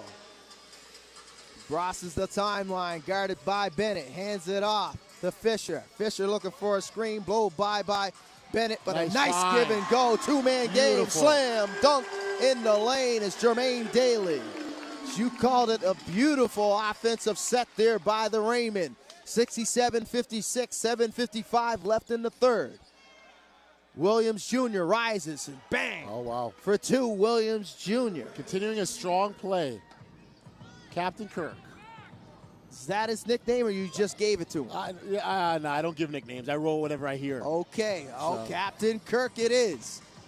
And he's definitely playing like a captain in the last 3 ball games here for the Express. Lob passes a little too strong inside the Daly as Young was looking for a tip by the Express defenders. But that's a turnover, and coming back the other way of the Express. Get the ball up quick. Ryan Anderson, blow by on Fisher. Nice look inside the Williams. Williams can't convert. Bennett thought about the triple. Now Commons. And fired for 3 is Bennett, and it's no good, too strong. And Ando with the rebound, and he's coming back the other way. Ando, nice spin move in the lane, left-handed finish. Isaiah Ando with the nice finish at the rim. That was a sweet kiss off the window there by Isaiah Ando with the spin move in traffic. That might end up on an NBL Canada highlight reel. Who knows? Coming back the other way is Cornell Brown, and the putbacks there is good for Kirk Williams Jr. Kirk's at it again. Starting to heat up, and only a 9-point lead here for the Raymond as both teams are exchanging baskets. Young shot too strong. Anderson coming back the other way, a one-man fast break. Anderson all the way to the 10, can't get it to go. Putbacks there by Chris Commons. When you've got a guard that can rebound and push the ball up the floor, that transition offense makes it tough for the D to stay in the game. 7-point lead now for the Raymond. Ando. Good ball directing denial. traffic. Ando draws a double team. Kicks it to Young. Young tries to get the floater to go, and the tough shooting continues for Kevin Young, and rebound by Anderson. And a technical foul called on Coach Claros. As you can see now, the officials are starting to gain control of this game. They have to, and you know what? They've got the toughest job out there. That first half, it was physical beyond belief, and they could have blown the whistle every other possession. And I give them all the credit in the world for making a go at this, because it has not been an easy game to officiate. There's a lot of emotion. There's a lot of that bravado. There's a lot of that tough ball going on there, and they got to blow the whistles. Absolutely, we witnessed a very auspicious ending of that second quarter, where there was some confusion to who shot the free throws. They awarded Jamarcus Ellis. At one point, he looked at me. He knocked down both, free throws. and I was like, well, the foul wasn't committed on him; it was on Kevin Loisel. They got it corrected. Right. Took the points off the board, right. And Loisel was able to knock down 1 of 2. So, a lot of confusion there at the end of that half. I mean, it took more time to figure out what transpired than what happened in the last 2 minutes of the real game. It took a bit, but they got it right. That's the main thing. They got through it, and we now have a 7-point advantage for the Halifax Raymond. 5:59 left on the clock. Again, must-win game. We're at the point where every game is must-win. And, absolutely. Must-win situation as they draw closer to that elusive 4th W and crowned 2014-15 NBL Canada champion. Now I'm going to go out on a limb. This is our last broadcast here at Scotiabank. It is. Of the year for the Raymond and this organization. I'm going to ask you this question. You boy. may want to answer it or you may boy. not. You've been around the league. You've seen the teams. You've seen these two teams battle it out here and in Windsor. Who do you think's going to get it done when it's all said and done? What makes that question so tough for a whole bunch of reasons is that you've got two of the best squads, and they've demonstrated at different points of the season why they are the best squad. Halifax has proven that they can go there and get the W. They did that earlier in the series, so playing on the road isn't a problem for them. At the same time, the Windsor Express have had a phenomenal showing at home this season and also play quite tough. So it's almost like close your eyes and pick them almost. It's that serious of a tough of a choice, rather. Don't have a definitive answer for you, my man. Okay, well, it will continue, and we will find out sooner than later who will be the crowning champion of this season. As Anderson was able to knock down the technical, he has 4 on the afternoon, and Jamarcus Ellis checks back in the game for him. Commons trying to back down Daly. Commons loses the handle, and it'll be Raymond possession. Miscommunication. He thought he didn't realize that Jamarcus Ellis was cutting. He puts normally you throw the ball where your player's gonna go. 69-63 now. Just under 6 minutes to go in the third quarter. Game 5 here at Scotiabank. Ando directing traffic, trying to elude his defender in Williams. Fisher closely guarded on Bennett. Inside to Watson. Watson trying to back down Brown and draw the contact. And Watson with the strong move, cutting in the paint. Tyrone Watson, 11 points on the afternoon now. Shooting 5 for 10 from the field. He saved that one, but definitely great move to the basket. Kirk Williams Jr. trying to return the favor now. Kicks it out to Commons from downtown. Too strong, no good. And a rebounding foul as Jamarcus Ellis was going to get beat to the ball to that loose 50-50 by Forrest Fisher, but had no choice but to pull him back. That's it. He did. You know, a guy we haven't talked much about, at least since I've been sitting here, maybe in the first half we did, Christopher Cale, and the job and outing that he's done. And you know what? He's going to get my Player of the Game award right now. It's quite easy right now as he's leading all scorers with 21 points. And counting. We will be calling his name before this is said and done a few more times. Watson drew the contact, was able to split the defense there and arc his body to not draw the charge, but picks up the personal on Kirk Williams Jr., and that's a big foul. That's the 4th on Kirk Williams Jr., as Watson will go to the line to shoot 2.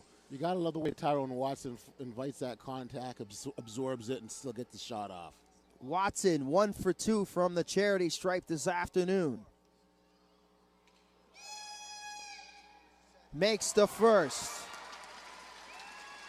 He's been pretty Mr. Dependable from the charity stripe in the playoffs. Struggled throughout the year, just over 50% in that category.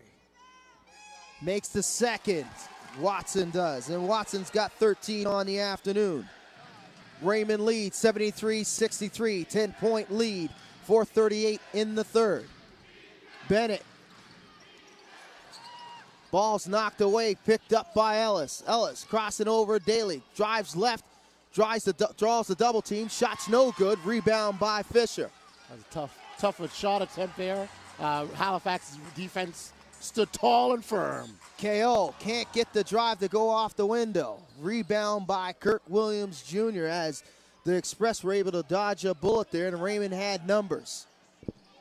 Bennett, floater is partially tipped, but the continuation there of the defense and the contact on Bennett's arm by Watson, so it'll give Bennett an opportunity to shoot 2.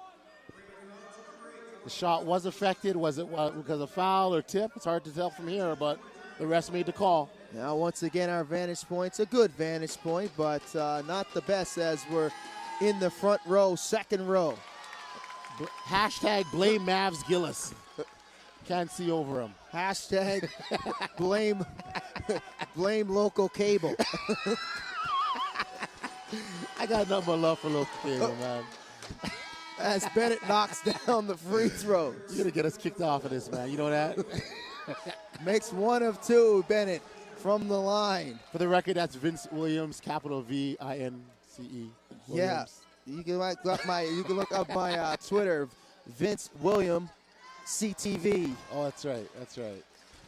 Not a local cable provider. Bell Media reporter. Oh, my goodness. The #1 maritime Back to the action. newscast. Back to the action. We got a whistle here. 73-64, 3:52 left in the third. Game 3. NBL Canada action here at Halifax Raymond and the Windsor Express. Ando fires. And Bang from beyond the arc is Saya Ando. Saya Ando's come up big, different moments in this game, and that big 3. And that's Chris Commons, the outstretched arm. That's 5 on the afternoon for Saya Ando. Ando, though, picks up the blocking foul on Bennett as Bennett continued to be very aggressive, but he's limping a little bit. Tony Bennett is. He's been limping for half a season, I'd say. Well, you've seen him more times than I have. He's a warrior. He's a warrior. Speaking of warrior, Kevin Loisel is coming into the battle. We talked about Kevin Loisel and his contribution for this Windsor Express team. Coach Jones has a lot of faith in his abilities to be very physical defensively. Yep. And when the offense and the opportunity comes, Kevin Loisel has done a pretty good job of handling the moment. You certainly can, and you love that type of player that can give you a little bit of both. Bennett knocks down both. He's got 13 on the afternoon. It's still a 10-point lead. Just under 3:30 to go here at Scotiabank in the third quarter. Clint Scales kicks it to KO, fires, There's bang, that guy, from Chris beyond the Kale. arc. That guy, Chris Kale, once again, we're talking about a guy that's playing on his third team this past season and found a role here in Halifax and has done fantastic. 4 for 7 from beyond the arc, 24 points on the afternoon. Clint Scales, too strong, goes after his own rebound, can't handle it, and it's knocked out of bounds. Last touch by the Raymond. It'll be Express basketball, but KO, great pickup on the offseason. Absolutely. By the CEO, Andre Levinston, recognizing his abilities no, it wasn't to the knock down offseason. Shots. It wasn't the offseason. Oh, my apologies. He didn't make it through training camp with the Island Storm. He was traded to Brampton. Okay. Brampton then traded him here to the Halifax Rainmen. I'm glad that you're here right next to me to explain this to me and correct it. I'm just doing what I do, my man. You're the insider and I'm not. I'll put you in. I'll open the door and let you in whenever you're ready. It's just up to me to step through it. That's it. And here comes Bennett now for the Express. Closely guarded by Clint Scales. He rises. Shots too strong. Rebound momentarily is handled by Haywood. Last touch by the Raymond. As Kevin Loisel was battling between Haywood Halifax and Daly. But that's what Loisel gives you. That's exactly it. That's exactly it. And that's why he's in there. Loisel now. Luden Daly. Blow by. Gets it stripped away, though. And Haywood, a one-man fast break. Can't split the defense. And coming back the other way is Kirk Williams Jr. Blew the first one, but gets the tip. Looking for the contact is Coach Jones, as I can hear him from here, but the officials may not be able to hear him. Watson, spin move on Williams. Finger roll, no good. Spilled out. Anderson with the rebound and control of the basketball now. Anderson. Too many steps as Tony Bennett was hollering for the basketball. There's nobody guarding Bennett. And Anderson tried to get a better shot, but it took too many steps in a turnover here as Kevin Young comes back for the Raymond. And Daly will go to the bench. And Bennett will go to the bench. And Gary Gibson is inserted into the lineup. His first action in the third quarter in the second half here.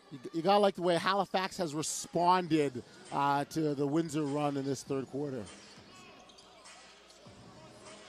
Haywood to Young, back to Young, back to Watson. Beautiful give and go. Beautiful give and go. Textbook give and go there between Young and Watson. Pretty, very pretty. Tyrone Watson, 15 points on the afternoon as he struggled with 6 in game 4.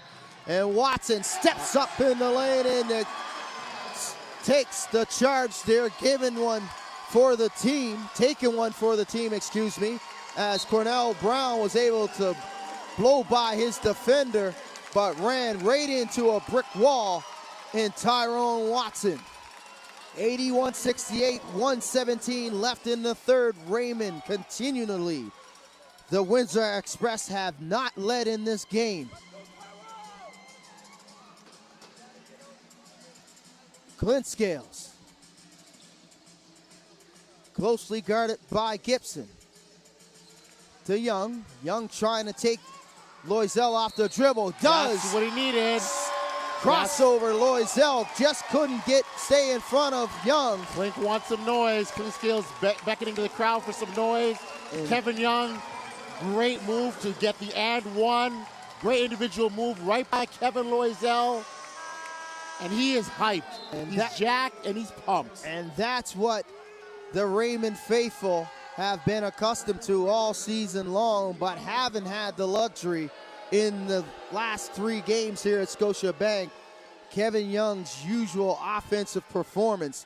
The Windsor Express have done a pretty good job of neutralizing Kevin Young and not allowing him being a major factor, but this should be a starting point in the right direction for Young as he's able to convert the three-point play, and that's his first 3 points. Biggest lead of the game. Of the night, 84-68. Commons trying to take Young off the dribble. Hook's good. Great move. Great response. You know what? You're not going to get the 16-point lead back all at once, one basket at a time. Chris Commons showing good energy after a night off in between games. Yes. Between these two teams. That's right. Watson drives the basket, and it's last touched by Watson, so good defensive stop there. An individual defense there by DeAndre Thomas, who's checked in the game for the Express. Listen, having that day off in between is great for all players involved. And, you know, you talk about Commons, Kevin Loisel as well, another guy, great energy, so he's got that good rest. 14-point lead for the Raymond.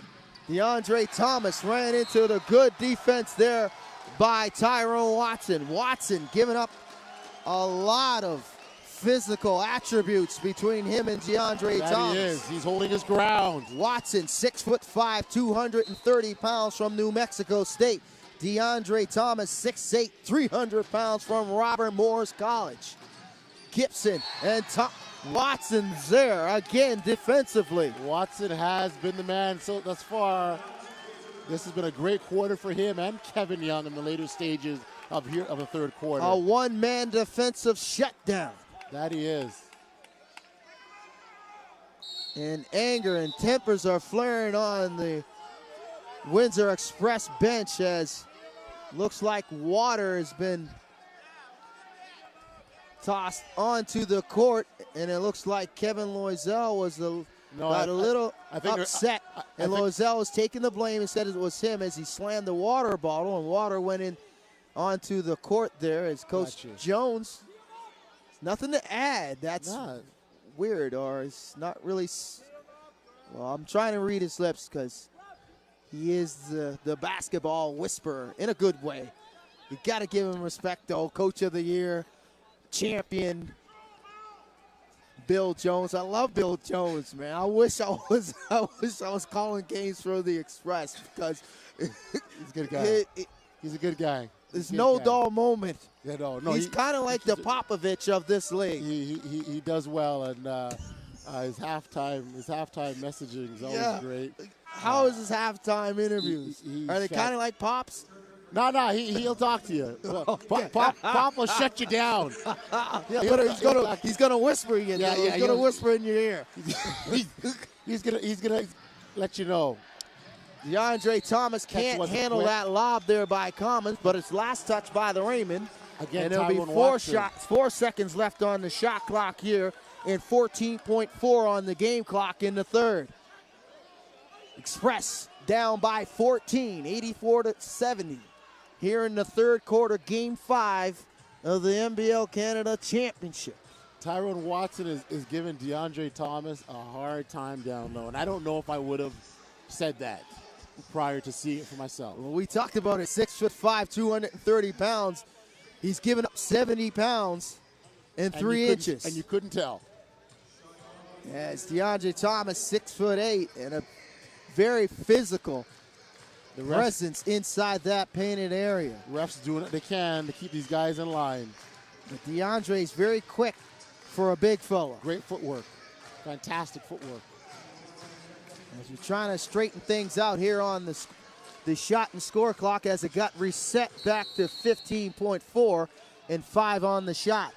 Commons with the inbound. Lob to DeAndre. DeAndre spinning. The personal comes first. The foul on Watson. He's called for the hold. You got to call that the level of contact that was going on in there. I know some are complaining that they want a travel call, but if there was a travel, definitely contact came first. And I'm not sure what's on the shot clock now, as the shot clock is totally out. Nobody happens to notice what it is by either side, even the coaching staff or the officials. as we got 12.3, and I'm going to guess there's probably about 2 seconds left on the shot clock. They tried. Gibson, shot short. Come back the other way. Wide open breaker. Loy layup and a blocked. Return the sender there by Great Gary Gibson. Athleticism. Not giving up on the play. And excuse me, it wasn't a block. It looks like Clint Scales lost the handle on the way up, but you got to give it up to Gary Gibson with the great recovery defensively. We're going to look at the replay here. It's not clear.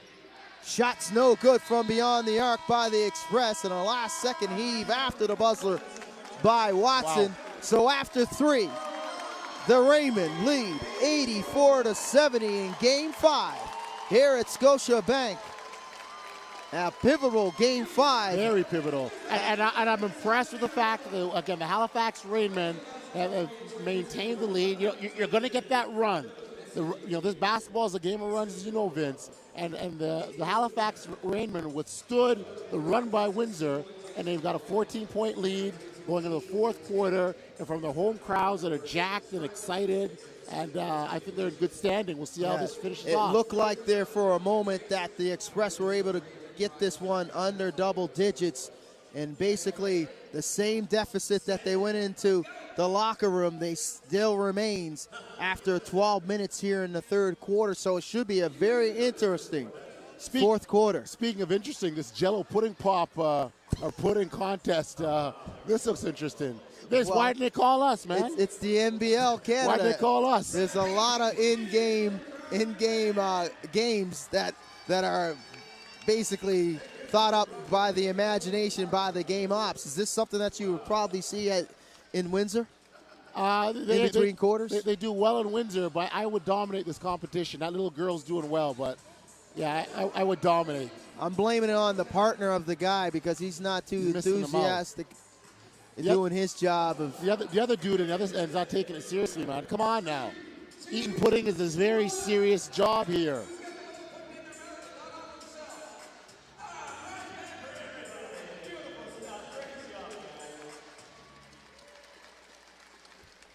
So what's going to happen to the leftover pudding? I don't know, but they got to definitely make sure it doesn't hit any part of the court. That'll be mismanagement of game ops. Janice is on it. She's going to make sure that does not happen. Oh, well, so I told you, she's on it. We got some spillage there, but she's on taking care of it anyway. Back to the game here, 84-70. The Halifax Rainmen got the. It doesn't take much to get a sidetrack. Well, that's you're sidetracking. I was talking about the game, and then you're looking up at the screen. You see all this Jell-O. But it was Jell-O. Chocolate pudding. Oh, it wasn't pudding pops though. Well, not pudding pops. That was my bad. But anyhow, starting this fourth quarter, it's the last quarter of the year for the Halifax Rainmen fans. This is their opportunity to really stand out and support their club. Yeah, the largest lead on the afternoon, 17 by the Rainmen. 14 now to start the fourth. Raymond possession, nice give and go between Batman and Robin, Kunstgales and Young starting to assert himself into this game and into this championship round for the Raymond, something that the Windsor Express have done a pretty good job of neutralizing. And they need to make sure they take care of him, know where Kevin Young is on the court. Right now, the Raymond got a very small lineup as they don't really have a bona fide big, as Young and Jermaine Daly are the two bigs. But on the other side, the Windsor Express are going with the same small lineup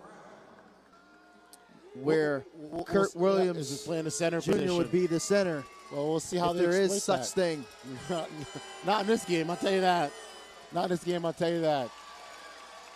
I'm going to use this as my opportunity to depart, Vince. It's been a pleasure as always. Thanks for taking up space here. I'm going to give Sean back to Mike. I'm going to go run around and do some more work. Well, there you go. NBL Insider, thank you. Audley Stevenson getting back to work as Sean Ritchie joins me It's a little upsetting and almost offensive, Vince, that for 2 straight games, Oddly wants to talk to you and not me. It's like he's avoiding my hard questions. Just before we get into the real swing of things here in the fourth quarter, just a couple of quick mentions. I want to say once again thank you to the Windsor Express fans joining us on the YouTube channel and to the NBL Canada fans, no matter where you are in the world. I know we've got a couple of fans watching in Kingston, Ontario, a town that's been connected to a lot of expansion rumors over the past couple seasons. As well, a big shout out to Jamie Cotterill. Apologize if I'm mispronouncing your name. She was a Rainmen volunteer for a few seasons, an integral part to our game day operations team. Thanks so much for tuning in from Newfoundland. We really appreciate you having along for the broadcast. And I'm good. I've got my shout-outs out of the way. Well, there you go. We usually have that moment. Oh, wait, no, sorry, one more. Yeah, one more, okay. Mitch and Kobe K, the boys from Windsor that do the call. Game 6 and possibly Game 7 going back to Windsor, Ontario. Tune into their YouTube stream. Those guys are fantastic, and they really added the atmosphere of the game. So now I'm all done. Kevin Young now knocks down 1 of 2, and he has 6 on the afternoon. And a traveling call and turnover. It'll be Raymond basketball. 87-71, 11-18 left in the fourth quarter, Game 5. Both teams looking to go back to Windsor, up 3-2 and 1 game closer to the crown. Young trying to take Williams off the dribble. Last touch by the Express. Will be Raymond possession, 10 seconds on the shot clock. Raymond starting the fourth with Fisher, Haywood, Young, Daly, and Clinchgales. For the Express, Commons, Bennett, Williams Jr., Brown, and Anderson. And a turnover here, and stepped out of bounds on the side was the Raymond, and it'll be Express basketball. As Bennett controls the ball here for the Express. Hands it off to Brown. Anderson fires. Too strong, kicked around, and rebound by Williams, extending the possession. Great job by Windsor not giving up that possession that easily. Jumps. Second opportunity, just can't fall for Quinnell Brown, though, as Haywood comes up court. And, great defensive play by Anderson, knocking it out of Haywood's hands. Ryan Anderson getting back in defense there, transitioning. A thing that the Raymond have not had a luxury of, a lot of transition points, as the Express have done a pretty good job of taking care of that particular statistic. Haywood now. Hesitation. Haywood kicks it to Young. Young fires. Bang! Kevin Young heating up now, continuing the hot shooting in the second half. He has 9. Kirk Williams Jr. wide open underneath the basket. And a nice pass there by Tony Bennett. It's a 13-point lead now for the Rainmen.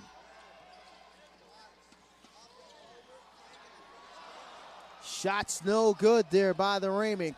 Express coming back the other way. Bennett, floater. Kicked around, tipped out of bounds. Last touch by the Joey Haywood, and will remain Express basketball. As Kirk Williams Jr. has 20 on the afternoon for the Express, continuing his outstanding offensive performance here at Scotiabank. Bennett trying to take Clinchgales off the dribble, and he draws the contact, and he'll go to the line to shoot 2.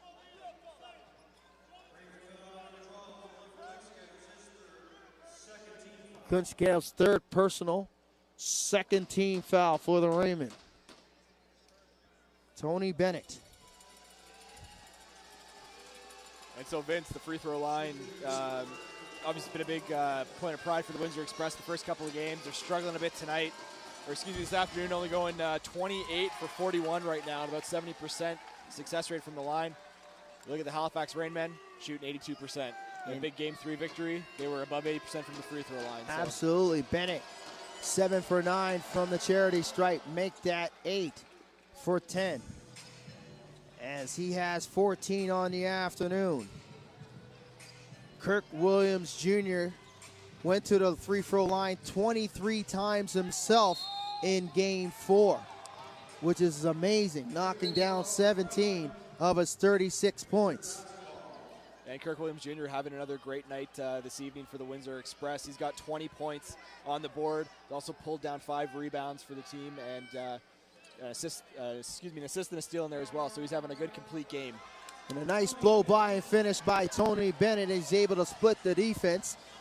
Bennett now has 16. Raymond have numbers back the other way. And KO driving the basket, and he's fouled. And he'll go to the line to shoot 2. All on the strength of that 5-on-4 coming back the other way. And Kirk Williams Jr. has 5, so the big moment now for Bill Jones in making a decision to allow Kirk Williams Jr. to continue in this game with 9:26 left.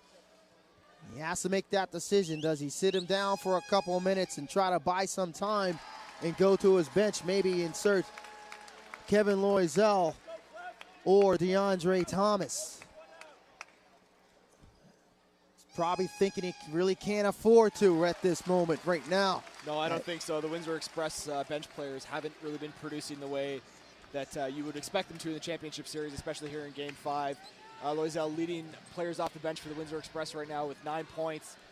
So if he does have to sit Kirk Williams Jr., Coach Jones really needs to hope that his bench rises to the occasion and takes the challenge. Chris Kale gets another 2. So Bennett back the other way for the Express. He knocks down another layup, and then coming back the other way is Chris K.O. So it's becoming the Chris K.O. and Tony Bennett show here. Oh, Chris K.O. with 26 points on the night. No, Kevin Young just gets shoved there by Chris Commons. Oh my, and I can't believe they didn't call a technical foul on Chris Commons. We've seen this happen a few times where guys have taken, I don't want to say, they've taken a dive, but from this vantage point, Kevin Young went into the first row, and it didn't look like Chris Commons drew out a lot of contact there. So no technical on the Express as we continue to play here. 8:55 left in the fourth. Raymond still leading 94-78. Jumpers too strong by Brown. Rebound by Young. Clintscales comes back the other way. Clintscales wide open. Haywood. Haywood fire shot, no good. Rebound by Williams Jr. Williams Jr. back the other way. Express have numbers. Bennett blows the layup, but Brown gets the putback. He mishandles it, misses the shot, misses again. Good defensive stand there by Daly.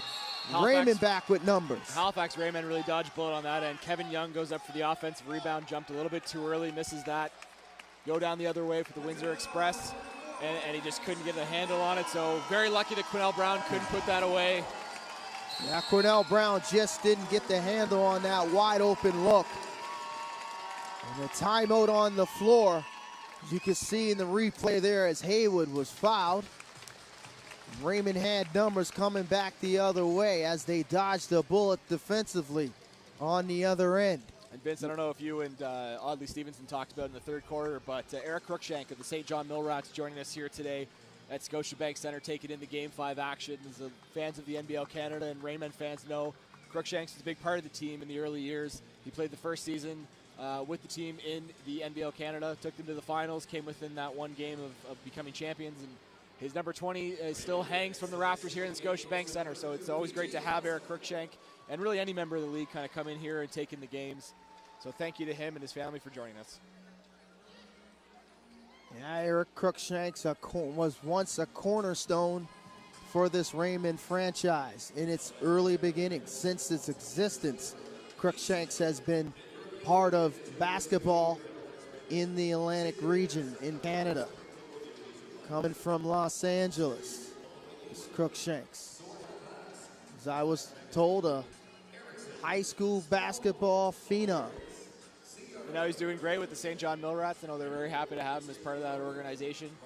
And hope to see him back next season. Not doing as well against the Rainmen, obviously, but he's had some stellar games for the Millrats here at Scotiabank in some big moments where they were able to capture some victories, much needed victories. just to talk Crookshanks has. Yeah, just talk about the Millrats for 2 seconds before we get back to the game. It'll be interesting to see if they make some changes in the offseason. They had a great first-round series against the Island Storm. Came down to an unreal buzzer-beater shot. To the fans that watch that, I don't have to explain it. It was one of the best games I've seen all season. So the St. John Millrats, a team on the cusp of greatness. I can only imagine they'll make some of the necessary changes, and we very well could see them as the Atlantic Division representatives in the NBL Canada Finals next season. Absolutely. CEO and owner of the Millrats, Ian McCarthy, does an outstanding job of putting together a team trying to make a run for the championship, and that had to be an absolute heartbreaker as they battled back in that pivotal deciding game and to lose it that way. Anderson now kicks it out to Bennett. Bennett taking Clintscales off the window, too strong, and rebound by Kevin Young as Bennett reaches in and he'll pick up the personal. 7:53 left in the fourth. 94-78, Raymond lead. And that's Tony Bennett's fourth personal, and Gary Gibson will check back in for the Windsor Express. Clintscales crosses the timeline, closely guarded by Gibson. Clintscales still drives, nice dish inside. On the doorstep was Tyrone Watson, and Watson drew the contact, and he'll go to the line to shoot two. Watson, an outstanding afternoon, a bounce back offensive performance for him. Just 7 for phenomenal. 14 from the field, 3 for 4 from the charity stripe. He makes the first.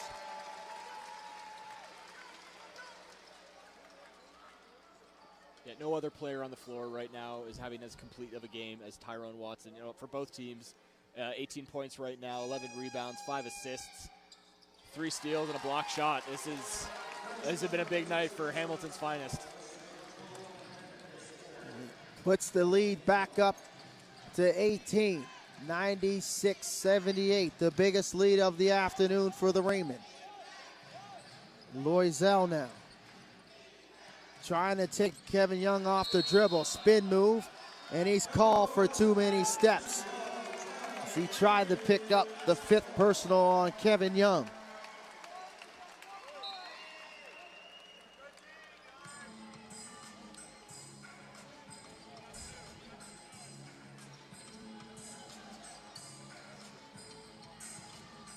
Haywood drew the contact on DeAndre Thomas. Haywood continued to be aggressive, and he also has had a bounce-back performance this afternoon as well. Been very, very assertive in his offensive game, getting to the painted area. 7 for 7 from the charity stripe. Knocks down the first.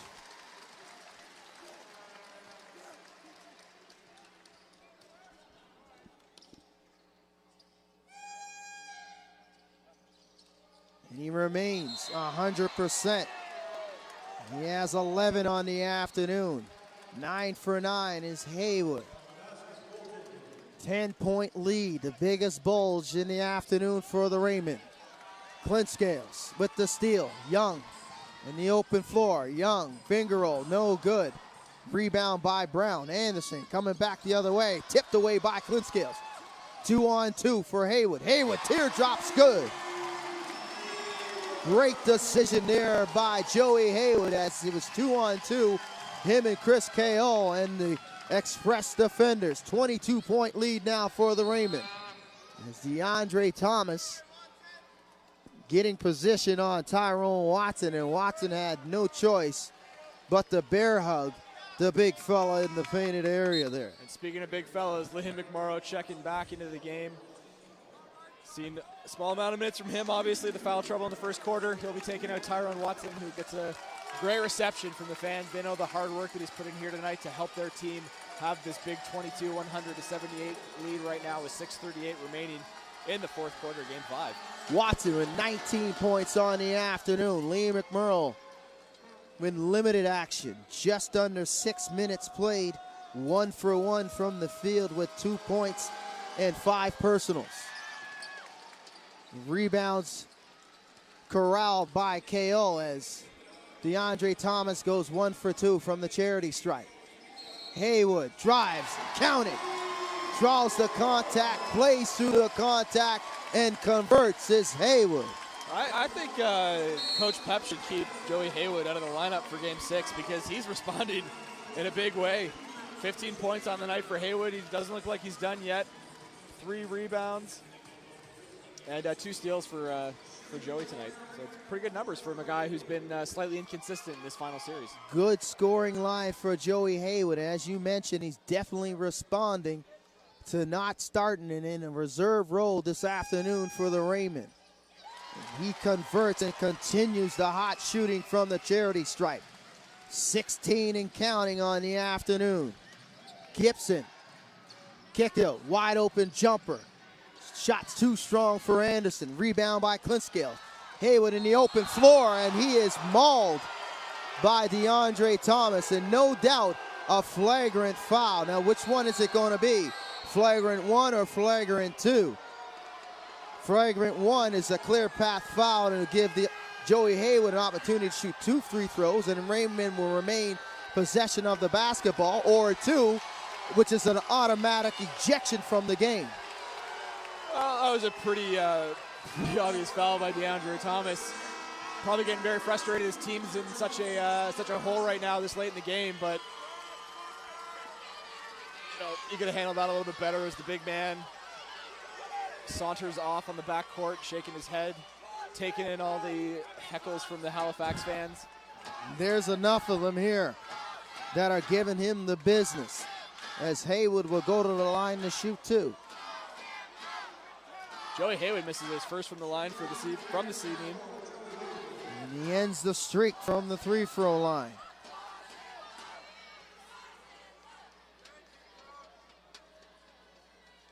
But he makes the second.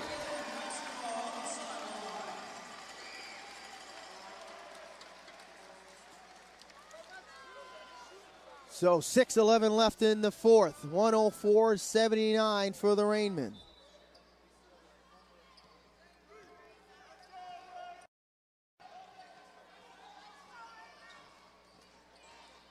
Clintscales, wheeling, dealing, inside the paint, and draws the foul on Parham as he was able to draw the contact, and he'll shoot 2.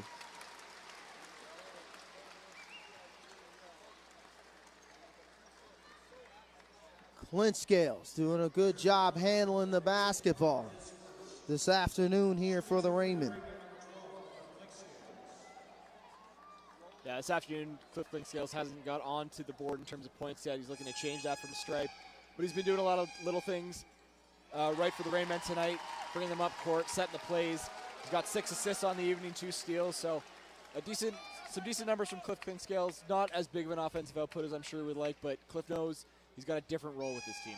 50% in the assist turnover ratio, and that's what you need from your point guard. You got to make sure you have more assists than turnovers, and he's taking care of the basketball. As he picks up the personal on Gary Gibson, so miscommunication defensively between him and KO there on this possession. And that's his 5th personal and 5th team foul for the Raymond.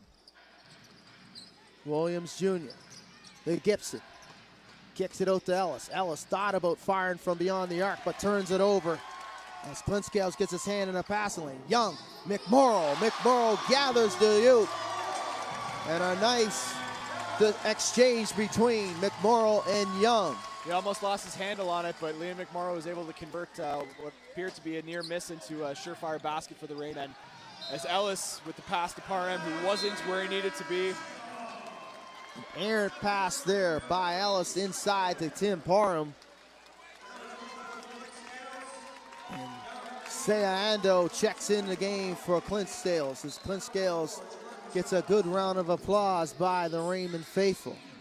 The only member of this team returning from the disastrous campaign last year when they went 11-29.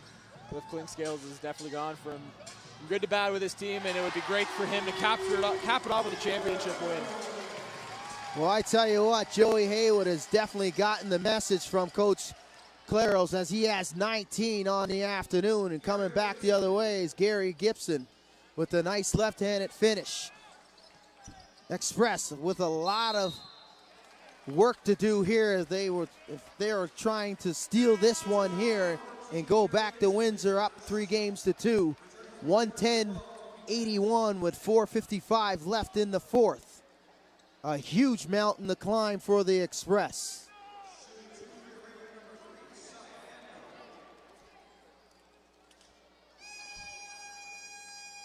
Ando misses the first. His first trip to the charity stripe this afternoon. 3 for 6 from the field, 1 for 4 from beyond the arc. 7 points, Ando. Make it 8. He goes 1 for 2. 111-81. 30-point balls, the biggest lead in the afternoon for the Rainmen. Gibson.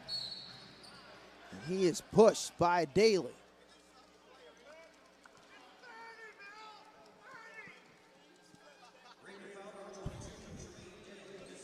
And Jermaine Daly's third and the Raymond's 16th foul. Williams Jr. to Bennett. Williams can't get it to go at the rim as he was met by Daly. Raymond come back the other way. Nice behind the back spin move. Kicked out to a wide open three. Ando fires. Shots too strong. Kicked around. Kevin Young comes up with the rebound but steps on the end line. And it'll be Express basketball. Nice individual ball handling there by King Handles. I guess you don't get a nickname King Handles for nothing if you can't back it up. Joey Haywood always in the gym improving his form and his technique. He's a fantastic role model for young basketball players, not only in Canada, but especially right here in his home community of Halifax, Nova Scotia. Nice finish there by Gary Gibson as he lost the handle momentarily, stayed with it, and was able to convert.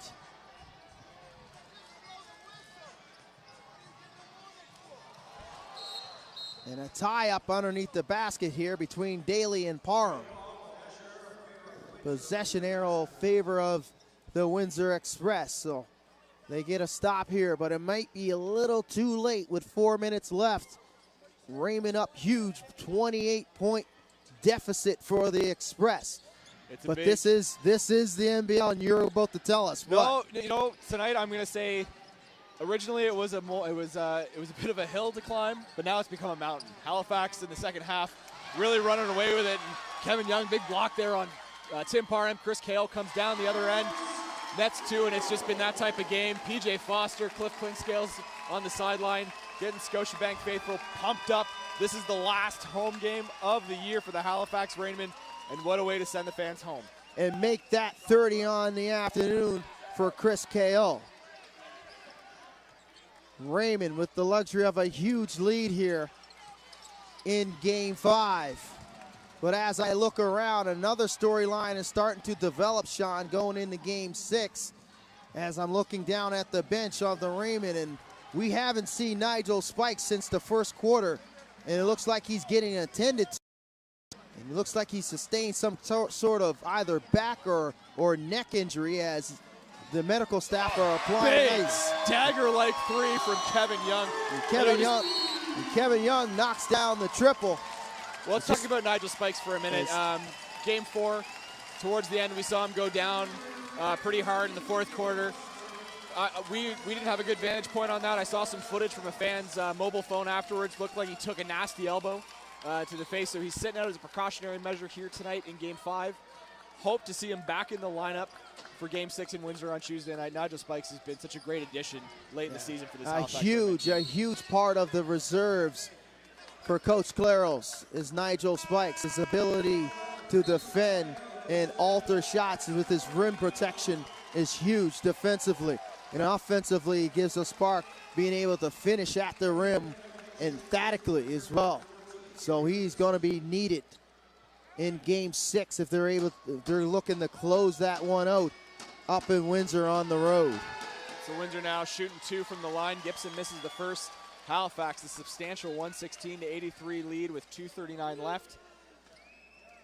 And I don't think any miracles are going to be happening here inside the Scotiabank Center, Vince. Usually Mr. Optimistic. That's why I opened the floor to you. I was supposed to, turn the lights off, shut the show down. But I had to wait because I figured you were going to pull out no nights off slogan and give me that. There's no nights off. It's very late in the game, absolutely. But, I mean, what a mountain to have to climb. And, Josh Collins checked Express. I think it was his first minutes of the series. And you mentioned that in Game 3. It's like pretty much if he's coming in, it's Coach Jones is pretty much is giving it up. That's a knock. I don't want to knock Collins. No, we're not but he is a reserve. He's a reserve, and he's going to get some playoff minutes now, get kind of accustomed to the big game atmosphere, which is a good move from Coach Jones. Regroup the guys. There's a lot to work on for Game 6.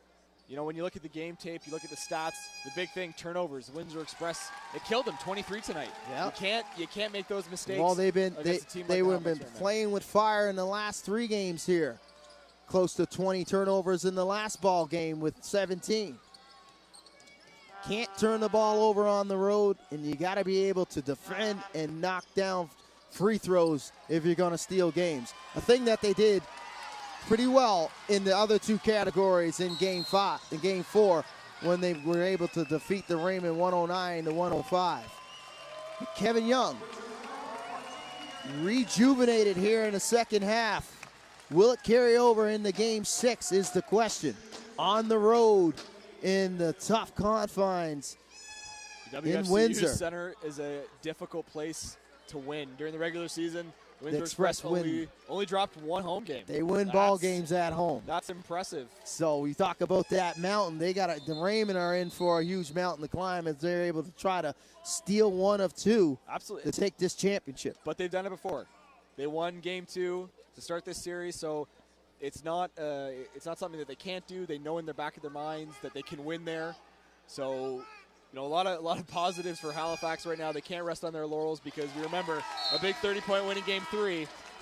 They came out not with a downpour of offense, Vince, but with a mild spattering. They struggled. Yeah. They definitely struggled in Game 4 offensively, defensively as well.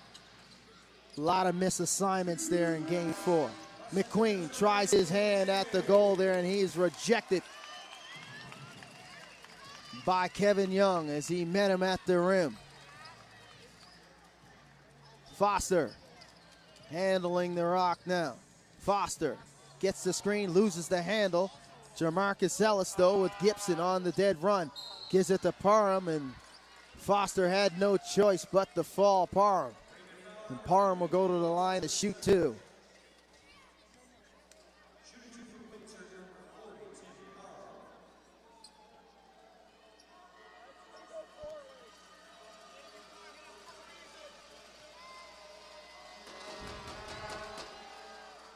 Parham in and out.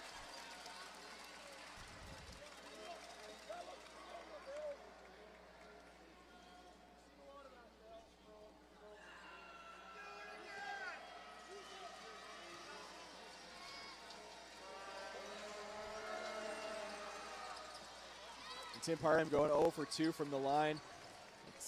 Said it before, we'll say it again. Just one of those nights for Windsor Express. Foster now with the handoff.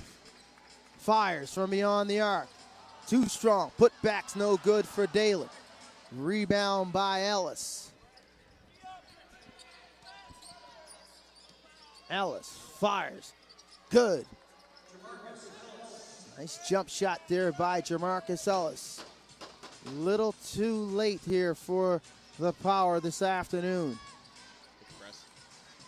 A nice give and go there between Sayando and Kevin Young. It's Ando rebounding from Game 4. As he struggled a little bit down the stretch in key moments, turning it over. He didn't show the maturity that we've come to kind of expect from Ando this season. He started off, he was a little bit, had to get used to Coach Pep's style. He really grew as a player. But yeah, definitely kind of a regression in terms of Ando and his basketball maturity for Game 4. Nice to see him come out here tonight in Game 5 and have a more complete and confident game.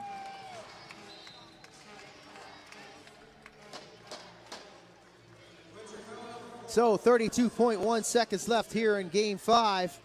The Raymond will take a 3 games to lead, heading back to Windsor for Game 6.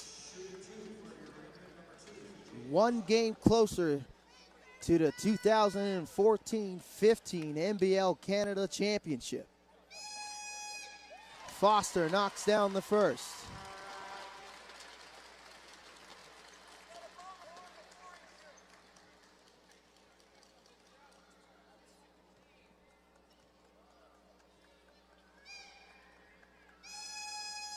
Knocks down the second. 123-86 now. Ellis shakes Watson, picks up and draws the contact on the drive, and he'll go to the line to shoot two. Is Jamarcus Ellis.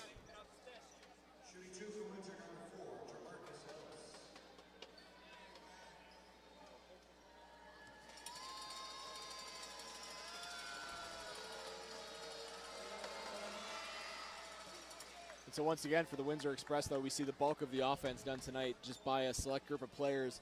Kirk Williams Jr. leading all Express players with 20 points. Tony Bennett not far behind himself with 18. And Quinnell Brown, who's had a quiet second half, third in scoring with 11. So hopefully Coach Jones can make some adjustments heading into Game 6. Some of his other players can step up. They can really spread that offensive output around and get back in this series and send it to the decisive Game 7. And the fans now chanting as Halifax looks to wind down the shot clock. Kevin Young puts it away, 125-88. 4 seconds left. And what a way to send your hometown fans out. Last game of the season, the buzzer beater will do nothing. Halifax walks away, 125-88, 3 games to 2, Vince.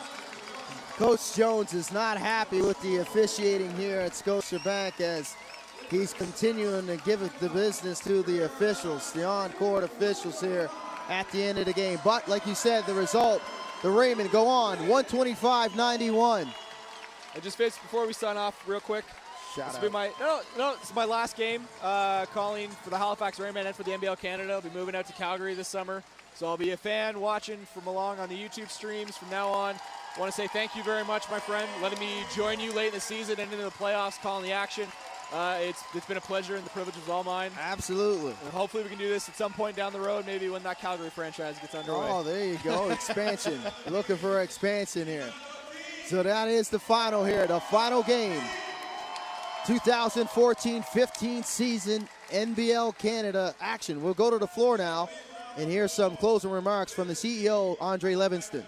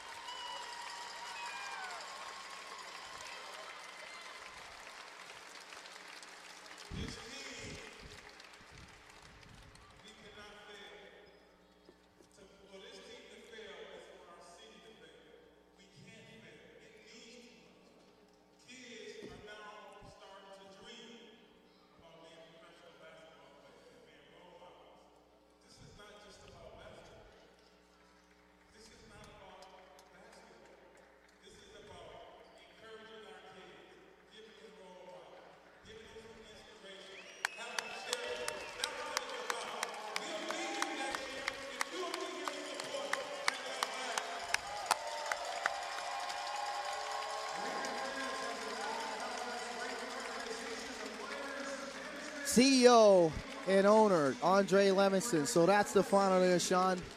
125-90.